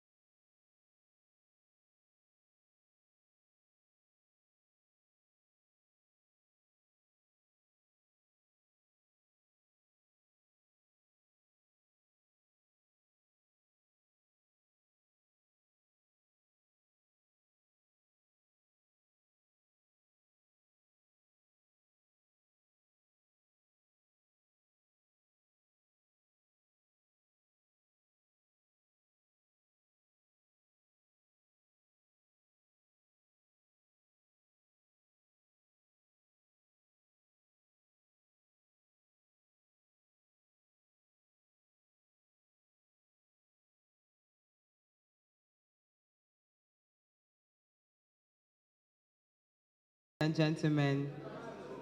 Okay, so we'll be going into the second lecture for today, and we'll be having none other than the Director General of the Babcock Center for Executive Development in person of Dr. Ayodeji Ajibade. So please let's give him a round of applause as he comes up on stage.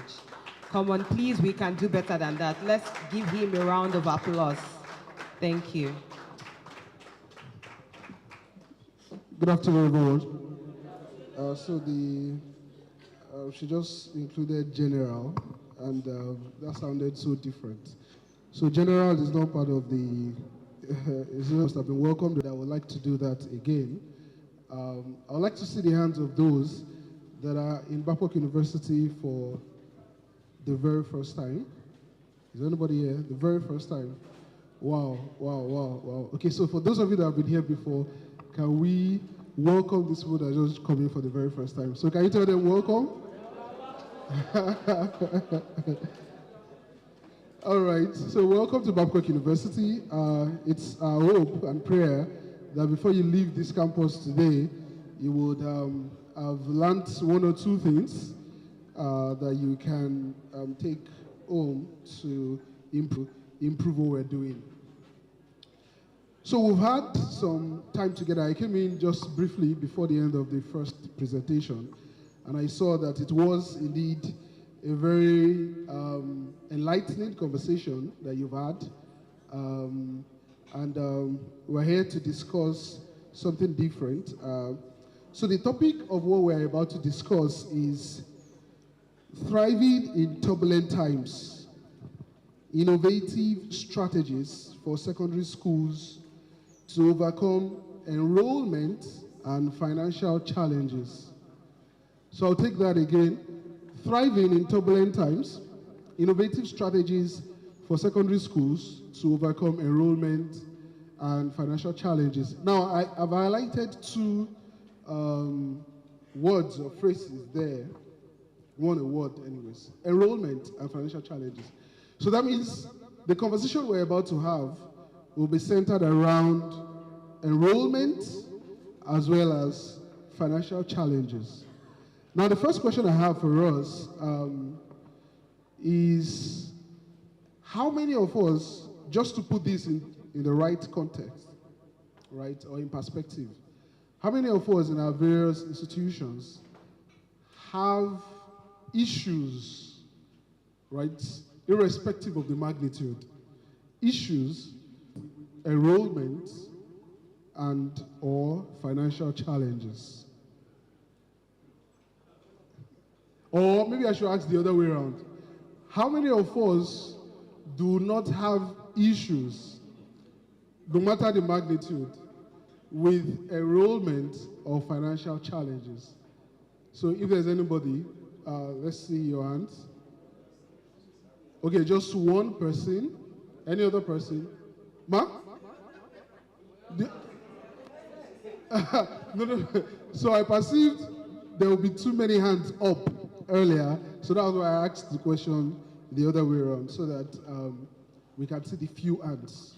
Okay, so I should assume no one. So that means that the conversation we're about to have now would be beneficial to every one of us, right? Thank you so much. So the reality, next slide now, the reality of the times we are in is perhaps what has made it so, what has made it possible that every institution, or most, if not all, whether institutions, universities, or primary schools, or secondary schools, all institutions have issues with enrollment and financial challenges. Right? Now, I've highlighted some here, and it's going to be very participatory anyways. I've highlighted some things here. Now, decline in enrollment. Enrollment rates have declined by whatever percent. By the way, these issues, every institution represented here this afternoon would have, the issue would vary, right? The proportion at which you experience this issue would vary from another institution just sitting by you, right? By whatever percentage in recent years, economic hardship, insecurity, increased competition, Now, financial constraints. So I'm narrowing down on those two things in the topic. For financial constraints, insufficient government funding or inflation impact, operational cost, schools faced budget deficit, and all that. Now, I would like us to ask, so very briefly, I've just been reminded of the time we have, but then I also don't want to do the talking alone. So I'd like you to ask somebody by your side, just to give you an idea of the proportion, the magnitude of any of these issues you have. Enrollment issues, decline in enrollment in the last couple of years, if you are to represent it with percentages. If you have the figures, fantastic. But if you don't have, just, represent it with any percentage that you feel is the reality, then financial constraint, whatever. So just tell somebody beside you quickly, because that will lead us into the next thing we're about to do, right? Just tell the next person beside you. So in your own school, perhaps we don't have enrollment issues, but we have financial, challenges. Maybe another school has financial challenges and enrollment issues. You have both of them, but to what magnitude now? To what magnitude? You have more financial challenges than enrollment issues, or both of them on the high side, and all that. Very quickly.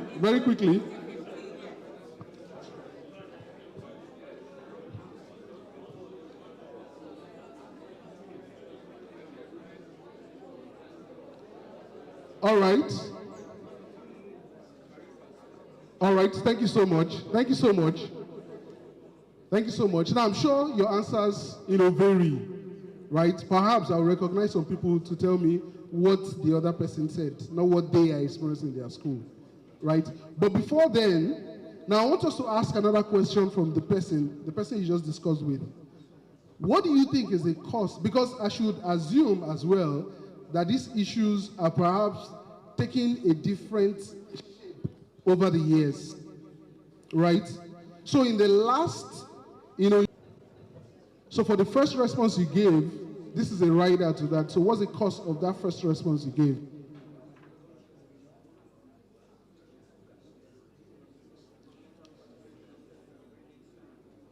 All right. So I would like, is there a cordless mic?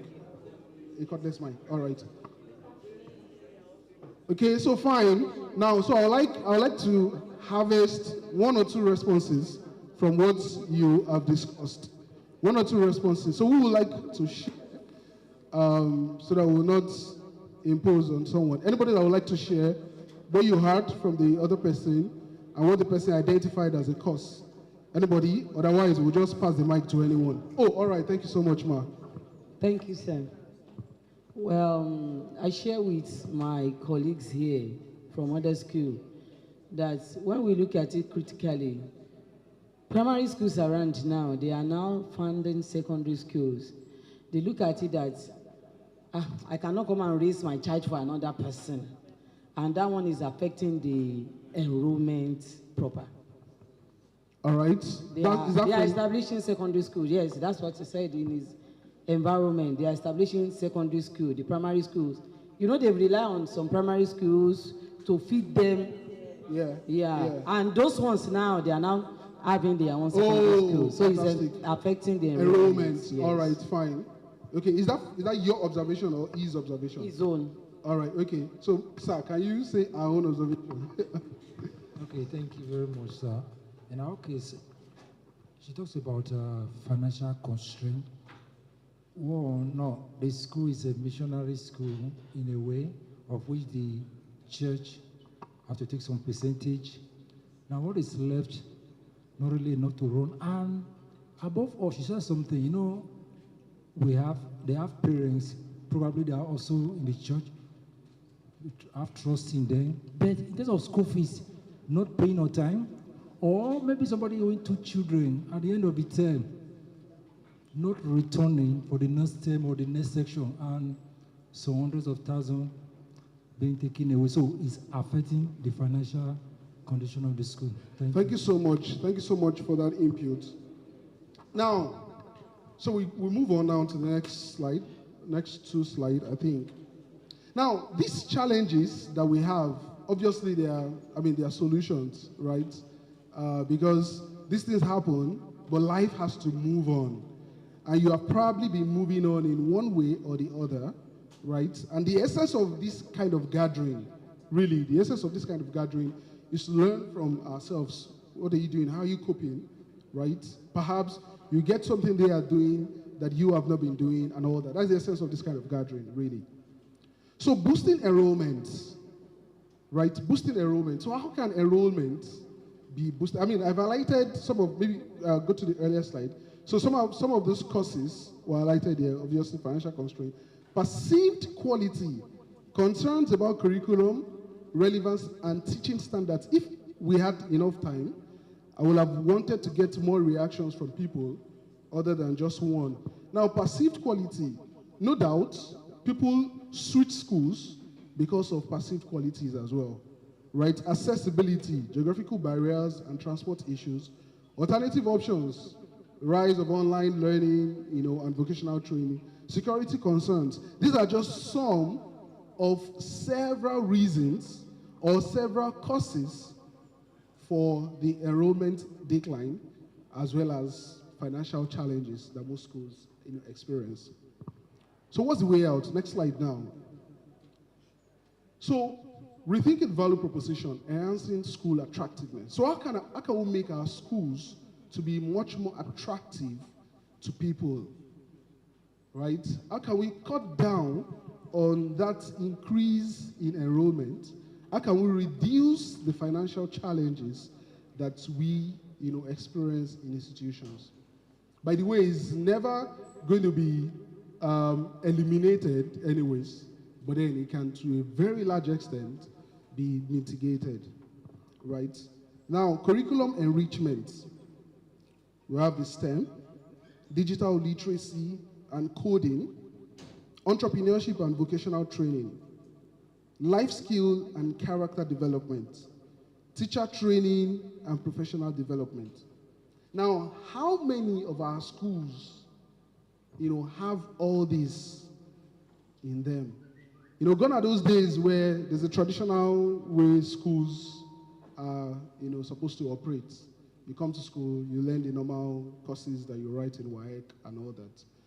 But there are several side attractions now that are more of interest to parents. Okay? The world has gone digital now. To what extent do we inculcate this into what goes on within our schools?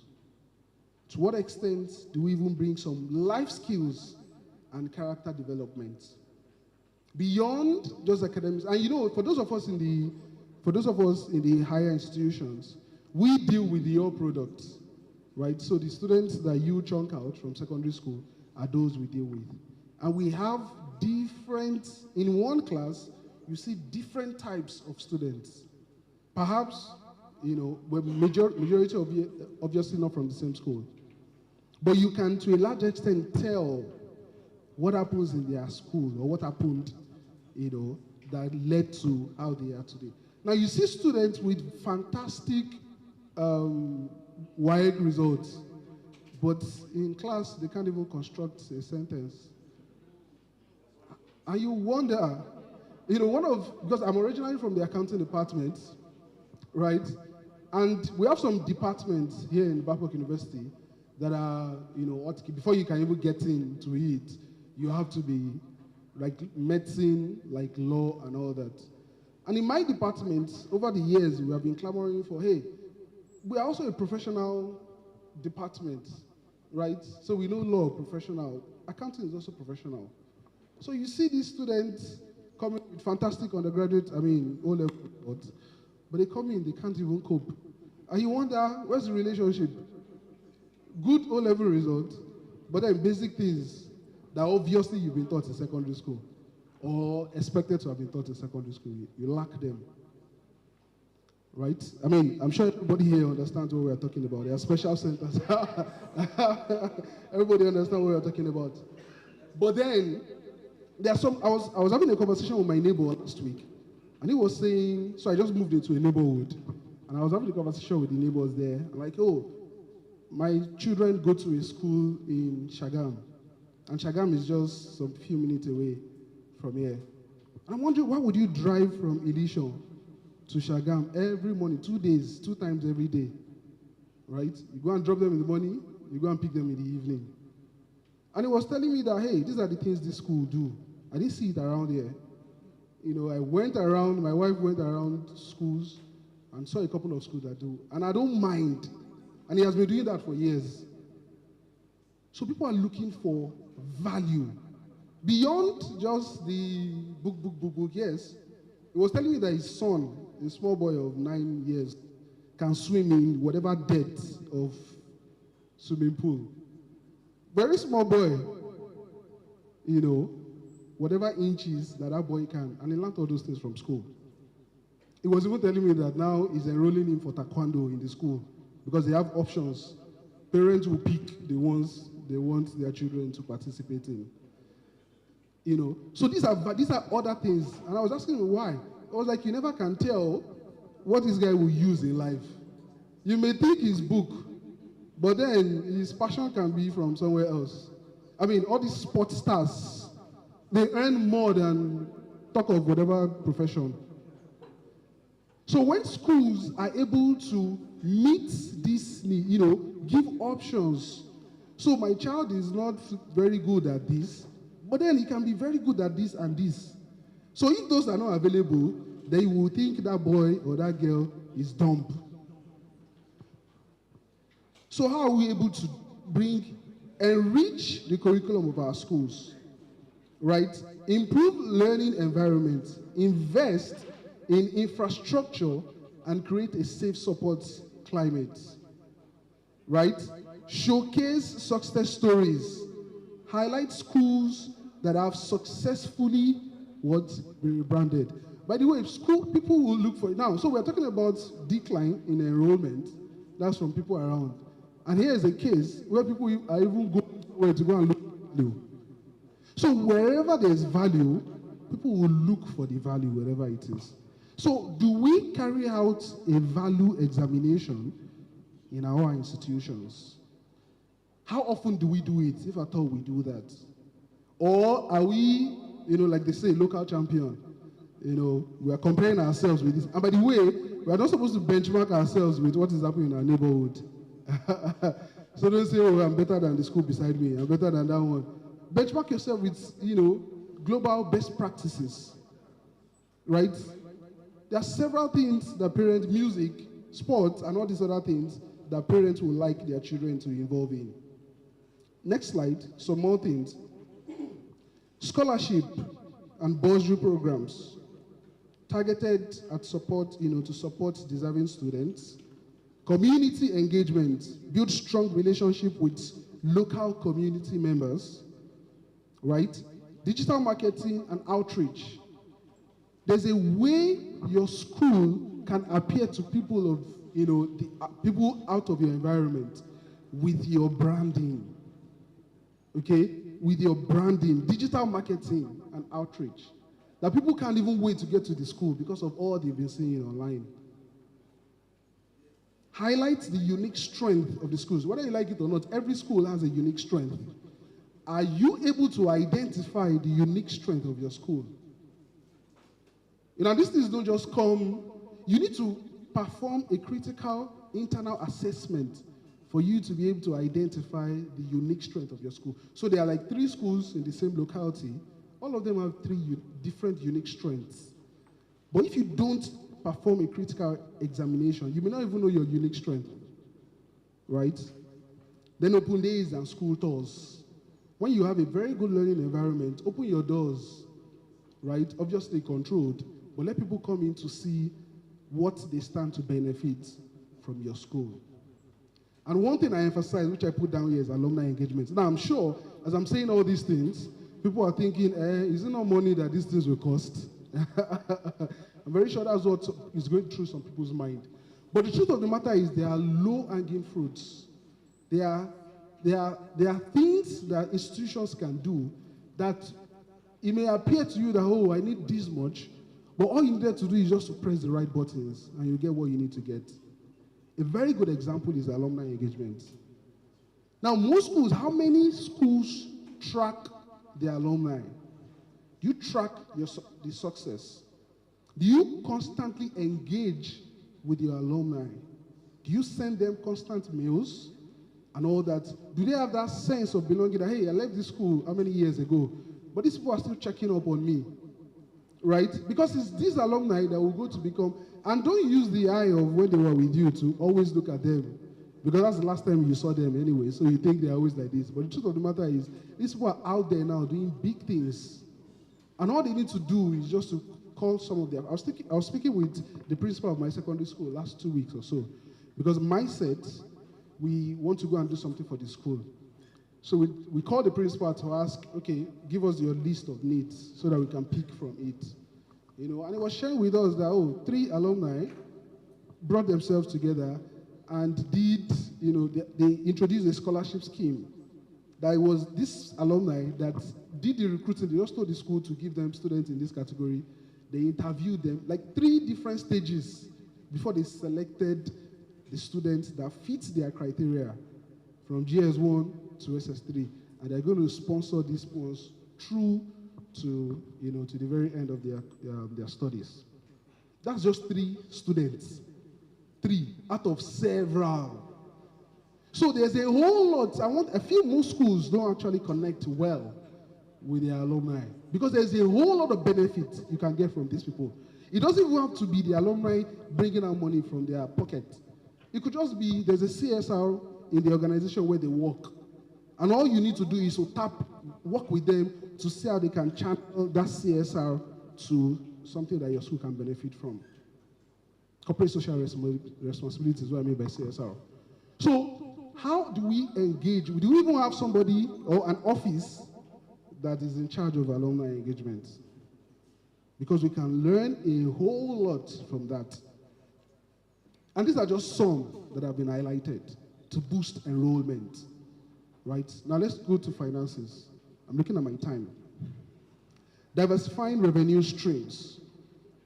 Exploring alternative funding models, right?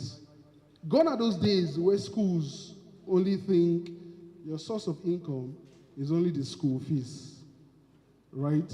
Gone are those days. In fact, I just saw that there are some public schools here that you perhaps don't even charge school fees. And your source of income can be, and that's why I highlighted diversification. Because even as humans, right, it is expected that you diversify your investments, your streams of income. Because you can't put all your eggs in one basket. What if the basket drops? But if you put one egg here, another one there, even if this basket drops, you are sure there are some other eggs in other baskets. Do you analyze your income stream in your schools to see how well diversified they are? Or is everything just from school fees? Now, if everything is from school fees, that's when enrollment drops, then you automatically already have financial issues. But if it's diversified, then enrollment drops, you still have some other income sources. While you tackle the issue of enrollment, you are not, down financially, right? So public-private partnership, collaborating with private sector organizations. Do our schools have partnership with, private sectors? And you know there are several private sectors that want to pay back, and they don't know how. Can you package together some people in your school to come and just do assessment and go and make presentations to organizations and make the organization see the need why they need to work with your school to do something? Because it helps as well those organizations, because they need to report on their CSR and other activities they do, to benefit the environment. But then they don't know, inside their office in the AC, they can't know what you are experiencing. But you can bring some people together, some very good, smart, young minds, that will go and make presentations to them. And by the way, it doesn't have to always be, the management of the school. That's one thing that we also need to, you don't have to always be in the forefront, whether you're the principal or the proprietor. Get some other younger people that can walk into an office, make a presentation, and people will be, wow. Not necessarily you. Okay, so make the private sector see the need to work with you, and you will be shocked how much you can get from it. I mean, I can't overemphasize alumni engagement. I already spoke about it. Now, other income generating activities. Establishing school farms. You know, my secondary school, I was shocked to see that they now have a pure water factory in the school. When we were there was nothing. It was only school fees that was their source of income. But now they have a pure water factory, you know. I was shocked to see. So establishing other sources of income, whether school farms or vocational centers and all that, utilizing school facilities for income, right? Do you know if your what's it called, your hall, if you have halls in your school, that can be used for maybe a ceremony, maybe a company, maybe events and all that. Controlled, obviously. But then you're getting, instead of it being locked all through the weekend, now you open it one weekend and you get additional whatever amount of money. That's something as well. And you can package that, do a very short video clip, let people in the environment know that, hey, there's this opportunity to do this thing here. And perhaps you have parking space and all that and all that. Because all these other big, they charge exorbitantly. People always look for, you know, other alternatives. So you could leverage on what you already have. All you need to do is clean. Even cleaners, you're not the one to pay for them. Those guys that want to come and use it will pay for the cleaning. They will clean it. And you have gotten another extra income, right? Exploring government grants and initiative. Do you know that schools, there could be lots of, there are lots of grant opportunities out there, whether from the government or from other grants, you know, agencies out there, whether locally or internationally. Okay, that's what even schools like institutions, universities and all try to get. But you can be deliberate about it. You can actually anchor all these to somebody's office, maybe in the budget or in the account. Get somebody, perhaps young guy, that you say part of your job description is to look for this. You can work with somebody to package your application and apply. Apply to several. Apply to 20, 30, at least one may click.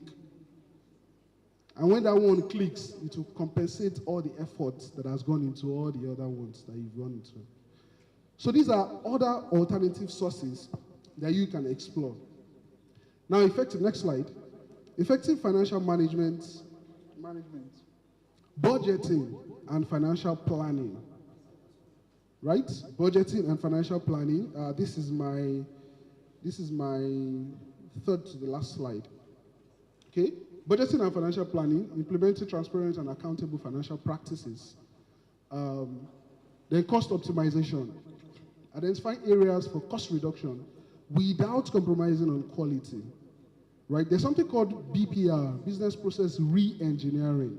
Some organizations call it process excellence. And basically what you're doing is what?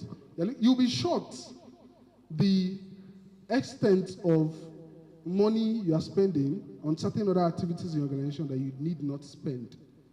Only if you're able to take a bird's eye view of activities within your institution. So from this office, this goes to this, we'll pay on this and this. But then we can actually collapse this, and this will still be able to achieve the same aim. But without going through the traditional, this is the system you made on ground. It doesn't actually have to go to that route. But we can look at how can we re-engineer this same thing, achieve the same task, without compromising on quality, but then we'll be able to eliminate certain costs that we incur. BPR, business process re-engineering, is one of the ways of introducing change in an organization or in businesses, right? And you reduce cost and without compromising on your quality.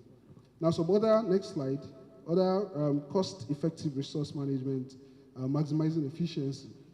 Okay, energy efficiency. Now, when the government introduced this band, I don't know what band your schools fall into, you know, whether band A or band B and all that. But then, bandit, you know. So, are there alternative energy sources that you could partner with organizations to, you know, install for you, right? Maybe solar or some other alternative forms, and it reduces your overheads. Right? Are there some of those things you can introduce? Resource sharing, collaborate with neighboring schools. So perhaps there are certain, maybe softwares or subscription or whatever that schools need to pay for. Can you partner with schools too? And you have the same access, right? You can't exhaust your own subscription. This school can't exhaust their own subscription. Why can't we come together and subscribe and you use, I use, everybody is fine at the end of the day, and we've reduced the cost. Okay? Technology integration, utilize online learning platforms. There are lots of platforms, that you could utilize or leverage upon in your schools, and you would, so next slide actually talks about IT. That's the last slide. Now, leveraging technology for efficiency and innovation. Okay? Online communication platforms, right? LMS, learning management systems. Now, there are several, learning management systems or providers out there.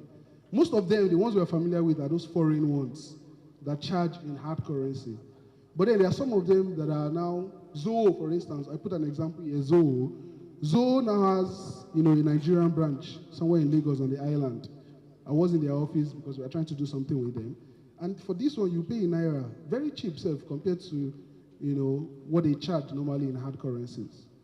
So there are some of these, technological whatever that's out there that have now come to, but the thing is, information is key. If you don't know about them, then there's no how you can leverage on those digital libraries and resources, right? Digital libraries and resources, data analytics, okay? Online payment system for fees and all that.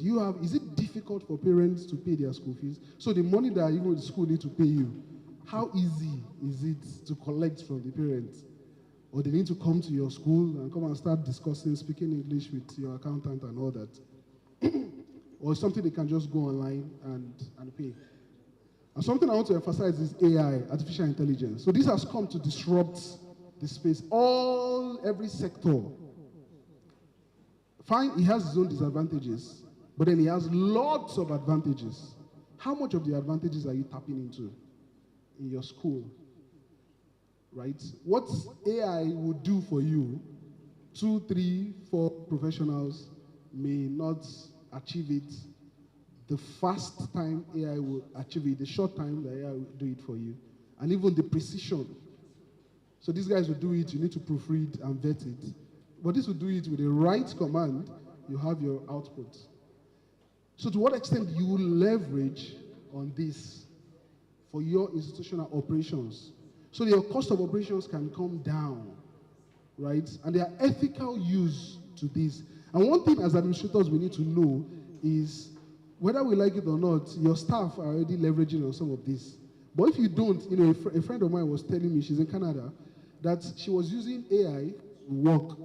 She would just hide to use AI to do some of her job because she doesn't want them to know so that she would not be penalized. But then she said she was shocked when the boss called all of them for a training, and they were trained on how to use AI to do their job. I was like, this is me I'm even hiding to do. Because the truth of the matter is, if you do not train them, then they will do it unethically. Because they're looking for a way to simplify nobody is ready to come and die on top of somebody's work, irrespective of the amount you are paying them. So there are ethical ways for using AI. So invite them, get some of your alumni to come and train them. Or you could even connect into the alumni of another school. If your own school is probably new, there's another school that has been in operation for some time. Any school, or just come to maybe institutions like this. You come to Babcock, this part of the relationship you build. So now you are a stakeholder in Babcock University, you've been here, right? There are certain things you can work with this office and say, we need somebody that will be able to do this. And you're able to get all this. They will train everybody once, and those people are able to train other people, and they're able to cut down their operations and all that. So these are some of the ways we can actually reduce our finances and increase our enrollment. And my time is already up. I would like to receive questions from now based on the presentations we've made. Obviously, we've not exhausted. There are many things that can be spoken about on this subject, but then this is just a highlight of what we've done. So can we get questions?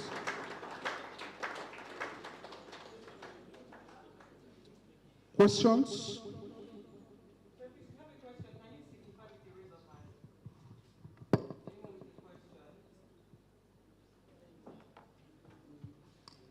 All right, that's fine. Any other questions?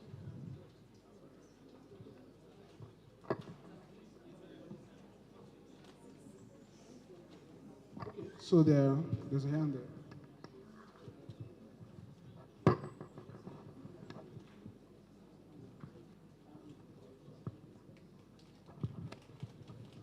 All right, good afternoon, sir. Good afternoon, everyone. Please, I want to ask, concerning the AI, what are the areas where we can apply AI in the schools? Thank you. All right, thank you very much. So one of them is, one thing I've had to do for my staff in the office is to train them on how to use AI ethically as well to work for me. So before now, I need to do a memo. My secretary is in charge of doing that. She does that. I have to correct it a couple of times for me to get what I need. But then, when I took them through how to use AI to generate this content, I don't even need to, they generate it, they bring it, I just sign because I go through it and it's just perfect. So instead of having several admin officers that largely what they do, is some of these things you can use to generate content, for instance, ethically. And think of anything. You want to make a presentation. I just spoke of you going to, to the corporates, private sector, to make presentations to them on how you can work together. We leverage on AI to generate the content. We'll prepare this for you. This slide now was prepared by AI, right? Obviously, you will tweak it, but then I use AI to do this. You don't have, you can use more time in some other things. Not use it. Gone are those days where if I need to come up with this slide, I spend hours. But this took me just few minutes. In fact, the minute is because I needed to edit, right? So there are a whole lot more things you could do with AI. You could even train AI to do some of the jobs you do in your organization. Now, this one we are leveraging on already existing one, but you could actually train to do jobs for you, right? Any other question? Yes, sir. There's a hand there.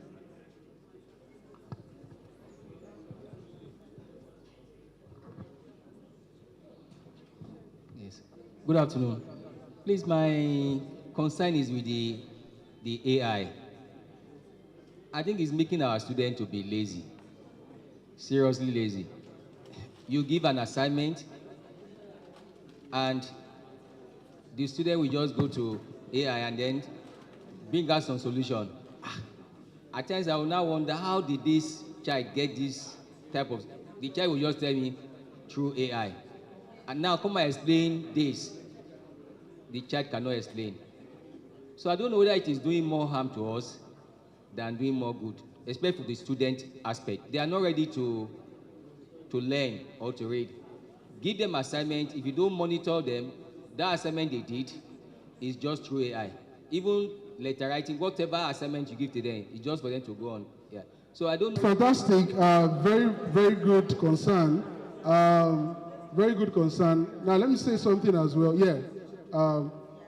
Let me answer that question first. Now, one thing you need to know as well is this. You answered, whether you introduce it to them or you don't introduce it to them, they already know about it. The truth of the matter is AI has come to disrupt every sector. Now, you either leverage on it or you remain where you are, and AI will just move you past. There are certain things you will not be able to do if you don't catch up with the trend of things. And that's why I spoke about the ethical use and unethical use of AI. So, I'm a lecturer, right? And I know, if secondary school students are doing, secondary school students are not so exposed, imagine university students. So guess what? The kind of assignment I give 2, 3, 4 years ago is not the kind of assignment I give now, right? Because I need you to use your head. Okay, so I'm in accounting. I'm training my students to be consultants, right, in accounting.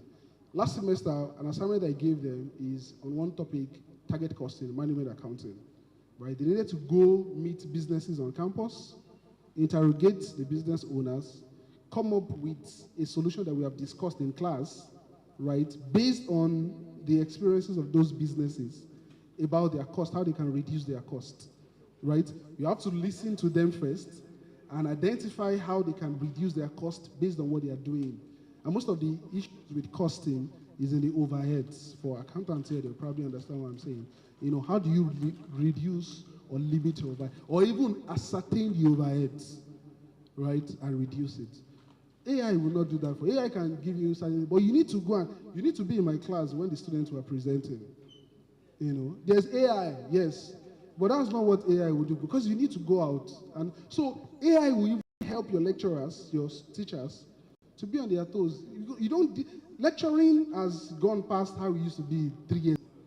So if you are not upgrading yourself, you'll just be doing nonsense in class. Likewise, your teachers, secondary school teachers as well. So you need to let them know as well, what kind of assignment do you give? Is it assignment that you just go garbage in and garbage out? In fact, by the time I read your content, I know whether it's from AI or it's from you. You understand? So let them do more of presentation, right? Something that they need to consume, and they come and present to you. AI can present for them now. But then if they are able to get the material from AI, that's what they will do when they start working. You think they will go into textbook in the offices? They will leverage AI to get content, but they need to speak to people. So channel their energy in the direction that AI can't. So we are training them to use AI ethically and better, other than avoiding AI from them. Yeah. All right, sir. All right, sir. Good afternoon. Yes, sir. Good afternoon, sir. A big thanks to you for the wonderful presentation which we have heard from you. And from what you have said, sir, you have talked about finance, and as school managers and owners, finance is one of the major constraints we are facing. And you have mentioned some areas by which revenue can be diversified. Part of it, you talk about government grants. We as a school, I would say the last time we had government grants would be during COVID, when the government paid some school. So we were opportune to be paid too. But after that time, we have not had any again.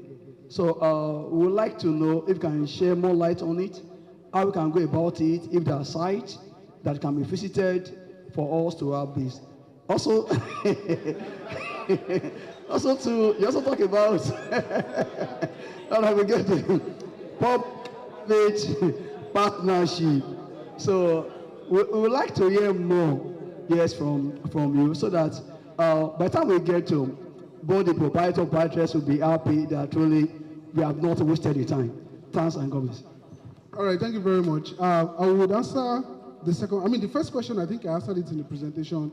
For public-private partnership, all you need to do is, the private sector, and I should believe all the schools represented here are from Ogun State. I don't know if I'm correct. No, okay. You have Lagos as well. Is any school here outside Ogun and Lagos? No, yeah, and that's the economic hub of the nation, Lagos and Ogun, right? So my point is, you don't need to go too far to go and meet the private sector, because they are just in front of you. So public-private partnership I spoke about is, I said, go to these organizations and make presentation. Seek an appointment with them, right? That's what we all do, even, universities, other institutions, that's what we all do. As consultants, my job is to come and meet you and help you to see why you need my service. And by the time I finish presenting to you, you wouldn't know when you write check for me to come and help you solve the problem I've helped you to identify. But if I sit in my office, you will not know. Do you understand? So leave. But then if you are busy with, and that's why I said you don't necessarily have to be the one. You may be busy with governance and all that. But get people that are able to do this. Go to the institution, those private sector, and let them know why they need to work with you. Right? Now, for the first question, you said government grant. The last time government grant was available was in COVID. That's why I emphasized in my presentation that grants I was referring to is not just local. Right, local, international, and all that. Let me give you an example. Last year, there was a program on Channels TV, Fund It Forward. I don't know how many of you participated in the program, Fund It Forward. Now, that program, they went to get entrepreneurs, from some from Ogun State, some from Lagos, and one of the offices I work here in Babcock University as well is the Babcock Center for, Babcock Entrepreneurship Development Center. So one of our outputs, one of our products, that finished from here was part of the teams that got into Fund It Forward. And he emerged the first runner-up, got 50 million or so. The person that won the first, Chioma, what does she do? Our profession is she does vocational training for people that don't have the access to the students, the access your students have that come to your school.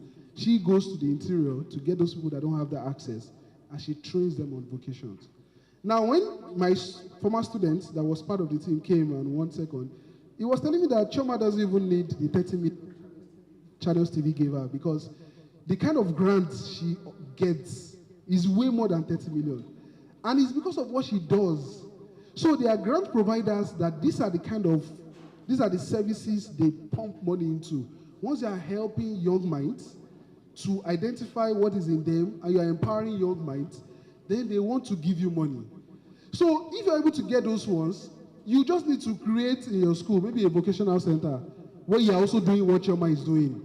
And you can stand, you can apply to where Choma is applying to, where she's getting those grants. Your school can also apply there. And by the time you apply for how many, you will get at least one to encourage you. So don't rely on government official school grants. No, there are grants that are for specific things. Find how your institution can also leverage on those things. Start a center that does this. Even if it's 1 or 2 activities you do in the entire term, but you are doing that as well. You have pictures to show that you do this.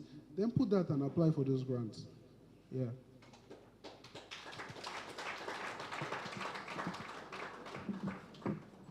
All right, thank you very much for having me.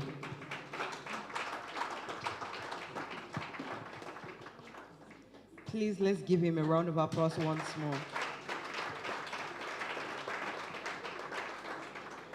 Thank you, thank you. We are gradually coming to the end of the conference for today. And I would like to just have a little interactive discussions amongst us for the last time before we have the vote of thanks and before we go.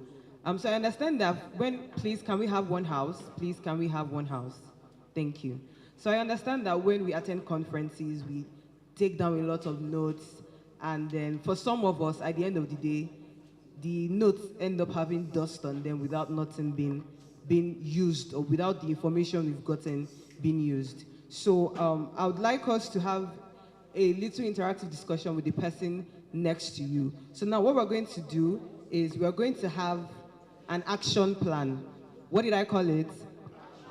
Okay, so please turn to the person next to you and then ask them this question. What can you do differently as a school owner? Turn to the person beside you. I want us to write it down. Write it down. I want to see our hands moving. What can you do differently as a school owner? From everything that has been said here, as a school professional or as an educationist, what can you do differently in the education industry? Pardon me, I'm so sorry. What can you do differently in the education industry, either as a teacher, as an educationist, as a proprietor, as a principal? And I want us to write it down, have an action plan. As I'm going back to as we'll be going back to your various schools, what can I do differently? So I'll give us a couple of minutes to write that down.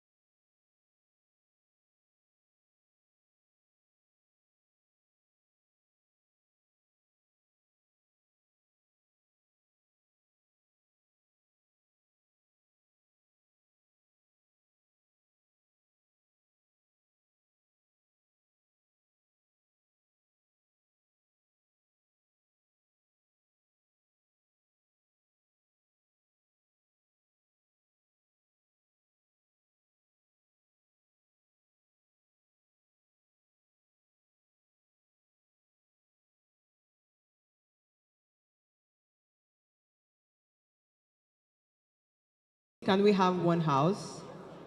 Please, can we have one house? Thank you so much. So, do we all have an action plan now? I would love to get either a yes or a no. Do we all have an action plan? Okay. So now, the last interactive session, can you turn to the person beside you and say, I would make a difference in the education industry?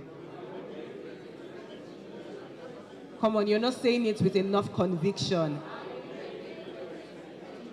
Come on, please give yourselves a round of applause. You've been an amazing audience so far. And so during the course of the event, I got that we have questions regarding the admissions for Babcock University while the presentation was going on regarding the admissions for Babcock University.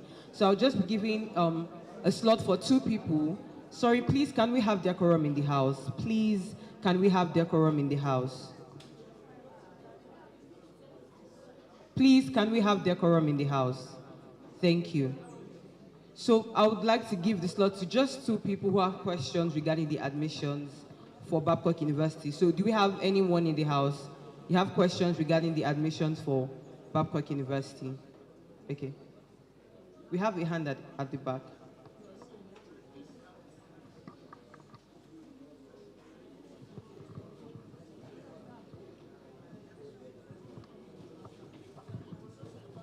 All right, thank you. The question is there any provision for scholarship? Any provision for scholarship? Okay, thank you.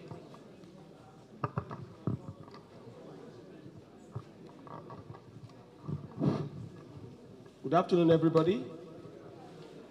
For Babcock University, your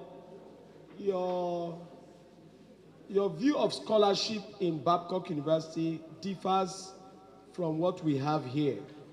When we talk about scholarship at various forums, we discover that you are looking at students that end up having the highest JAM score from your secondary schools, either as a result of the best WAEC results. But for Babcock University, we don't have such provisions for such students. Rather, in Babcock, it is upon your admission into Babcock. In other words, after your matriculation, a bona fide student of Babcock University, that other provisions are being made available. For example, in Babcock University, we have what we call a work-study program. A work-study program whereby students have the opportunities of work on campus. There are some jobs that are made available for students. Of course, where you are is Babcock Shopping Mall. We have provisions for students working for 20 hours in a week. We have such provisions for students working in our offices for 1 or 2 things.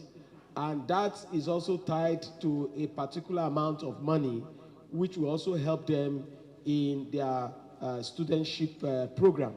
So it's a way of reducing the costs or assisting the students in the course of their journey to greater height. So when we talk about scholarship in Babcock, we don't see it from the angle you are seeing it and the angle you are seeing it upon the results of the student. No. Rather, we see a joint relationship between Babcock University and, of course, these students who we can always partner with to be able to achieve 1 or 2 goals in life. Thank you. Okay, we also have other programs which you need to know. In Babcock University, we have some programs that have been subsidized. For example, programs like agricultural science. You know, my daughter wants to study agricultural science in Babcock. You have the opportunity of having about 50% discount. You know, we have other programs like most of us here are in education department.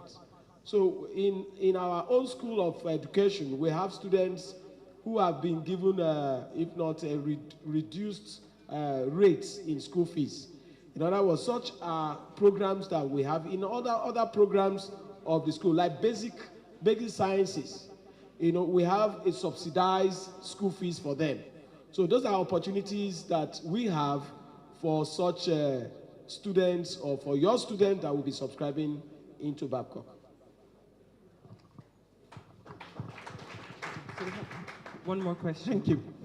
I also like to find out the provision for underage students who are gifted. Underage. What I mean by underage, students that are less than 16 but gifted. Well, you are aware of JAM position as a corporate organization, and of course as a corporate entity under the federal government rules and regulations. We go by the federal government stand in most cases. Last year we had this challenge, and of course I want to tell us here that Babcock University was the only university that stood firm, and thank God that as of December 17th, 2024, over 3,217 students were matriculated. There was no student that entered our premises without having a JAMB admission letter. And that is as a result of our high level of compliance to Federal Republic of Nigeria rules and regulations via the platform, via their agency, which is JAMB. So as a corporate entity, we will always go by the federal government rules and regulations, and irrespective of the issues that are on ground, we always comply to that. Thank you. Thank you so much. Please, let's give him a round of applause. And thank you so much for the questions. And so now I would like to call on the Director of Marketing and Communications for the vote of thanks. Please make welcome Dr. Joshua Suleiman.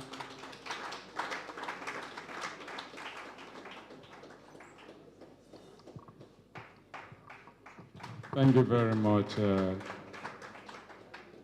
very capable master of ceremonies. Jesu Fumi, right? Jesu Ferromi, I'm sure I'm right. Yeah. Well, you see, growing up in my adolescent years, spending time in the village under my parents and my peers, is it a proverb? Yes. One proverb that I learned was the proverb about the red-headed lizard. You remember the red-headed lizard? Yes. Agama lizard, yeah. Yes. And you say, he fell from the top of Iroko Creek. Yeah. And he looks around, nobody, was saying anything to it. And then he nodded his head and said, look, if nobody praises me, I praise myself. Please, I'd like you to give yourself a round of applause. It's been a wonderful time with you. It's always a refreshing time, for me, in your midst. A number of you have been sitting in here since 8 o'clock, 9 o'clock, and this is past 1, and you are still here. It's no easy sitting in one place for such a long time. I'd like to acknowledge your devotion to this program, and I thank you most sincerely for finding the time to be here. One more time, I'd like you to applaud yourself. To specifically extend my appreciation on behalf of our team to the President Vice Chancellor, who was represented at this forum this morning by Dr. Folorunsho Ilesami Akonde. I'd like to thank him and acknowledge his contributions to the success of this event, not just by his presence, but by the insight that he shared with us this morning when he spoke. So I thank him very much. I also like to thank the Acting Deputy Vice Chancellor Management Services, Professor Olugbenga Ido, who directly supervise whatever program that we are having here today. So I'd like to thank him, and we just cannot but to say we sincerely thank you for what he has done and his contribution, okay, to the success of this event. Of course, we had the university registrar, that is Professor Jonathan Wonsu.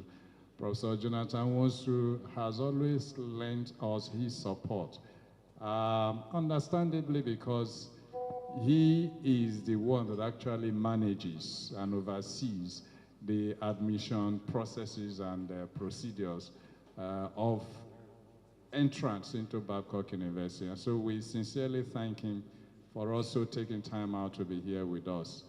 I'd like to acknowledge the presence of members of our team. They worked tirelessly, labored night and day, reaching out to all of you by mails, by WhatsApp messages, chats here and there, 24 hours of the day. I'd like to recognize staff of the Department of Marketing and Communication.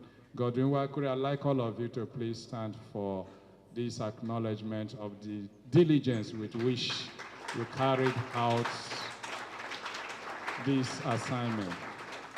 Thank you very much. Thank you very much.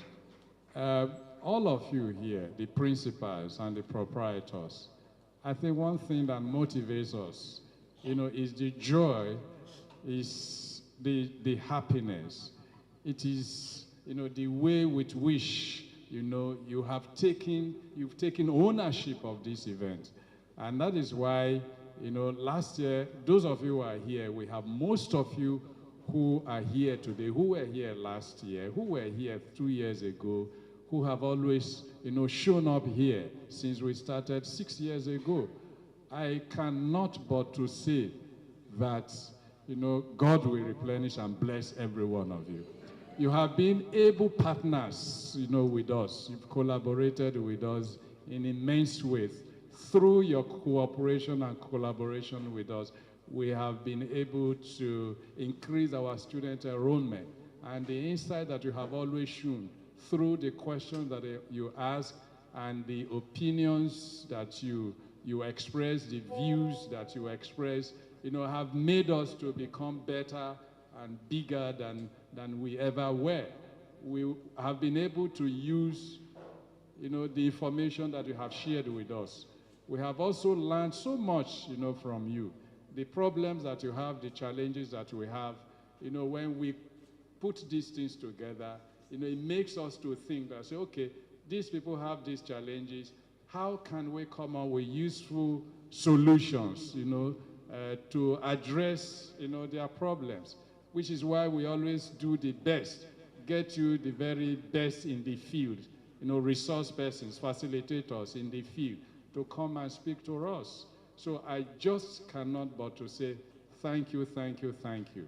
All of you have been so wonderful, and I pray that this relationship will not only, boost your capacity to be good managers and administrators of your various schools, but also have an impact on how we influence the communities where we are operating, positively. We talked about corporate social responsibility. I know that the knowledge that you have received today, I know you have friends in other schools who are principals, who are teachers. You can share this with them. When information needs to be shared, because if our community is made better and the other community is made poorer, we become poorer, in future, because they will always depend on us. And once we exhaust our resources, we become poor as they are. So by the time, but when we share information that will enable us to grow, to excel, we become better people, we become better community. So I'd like to thank you one more time for finding your time to be here with us. We are going to be giving you your certificate, but then we have to do that after having a group photograph with all of you. We will do this. I hope that will be okay by you. We go downstairs where we have a large space to have a group photograph. You come back here, you take your certificates of participation, and then you have your meal, and we can disperse. I hope that is okay by us. Thank you very much. Please let's one more time give ourselves a round of applause. Yeah. So we go out now. Okay. Yeah. All right. So we'll go out after the show. I would like a volunteer here to step up, come over here, and give us a closing prayer, and also pray for the food that we are going to eat. Is there a hand up? Okay.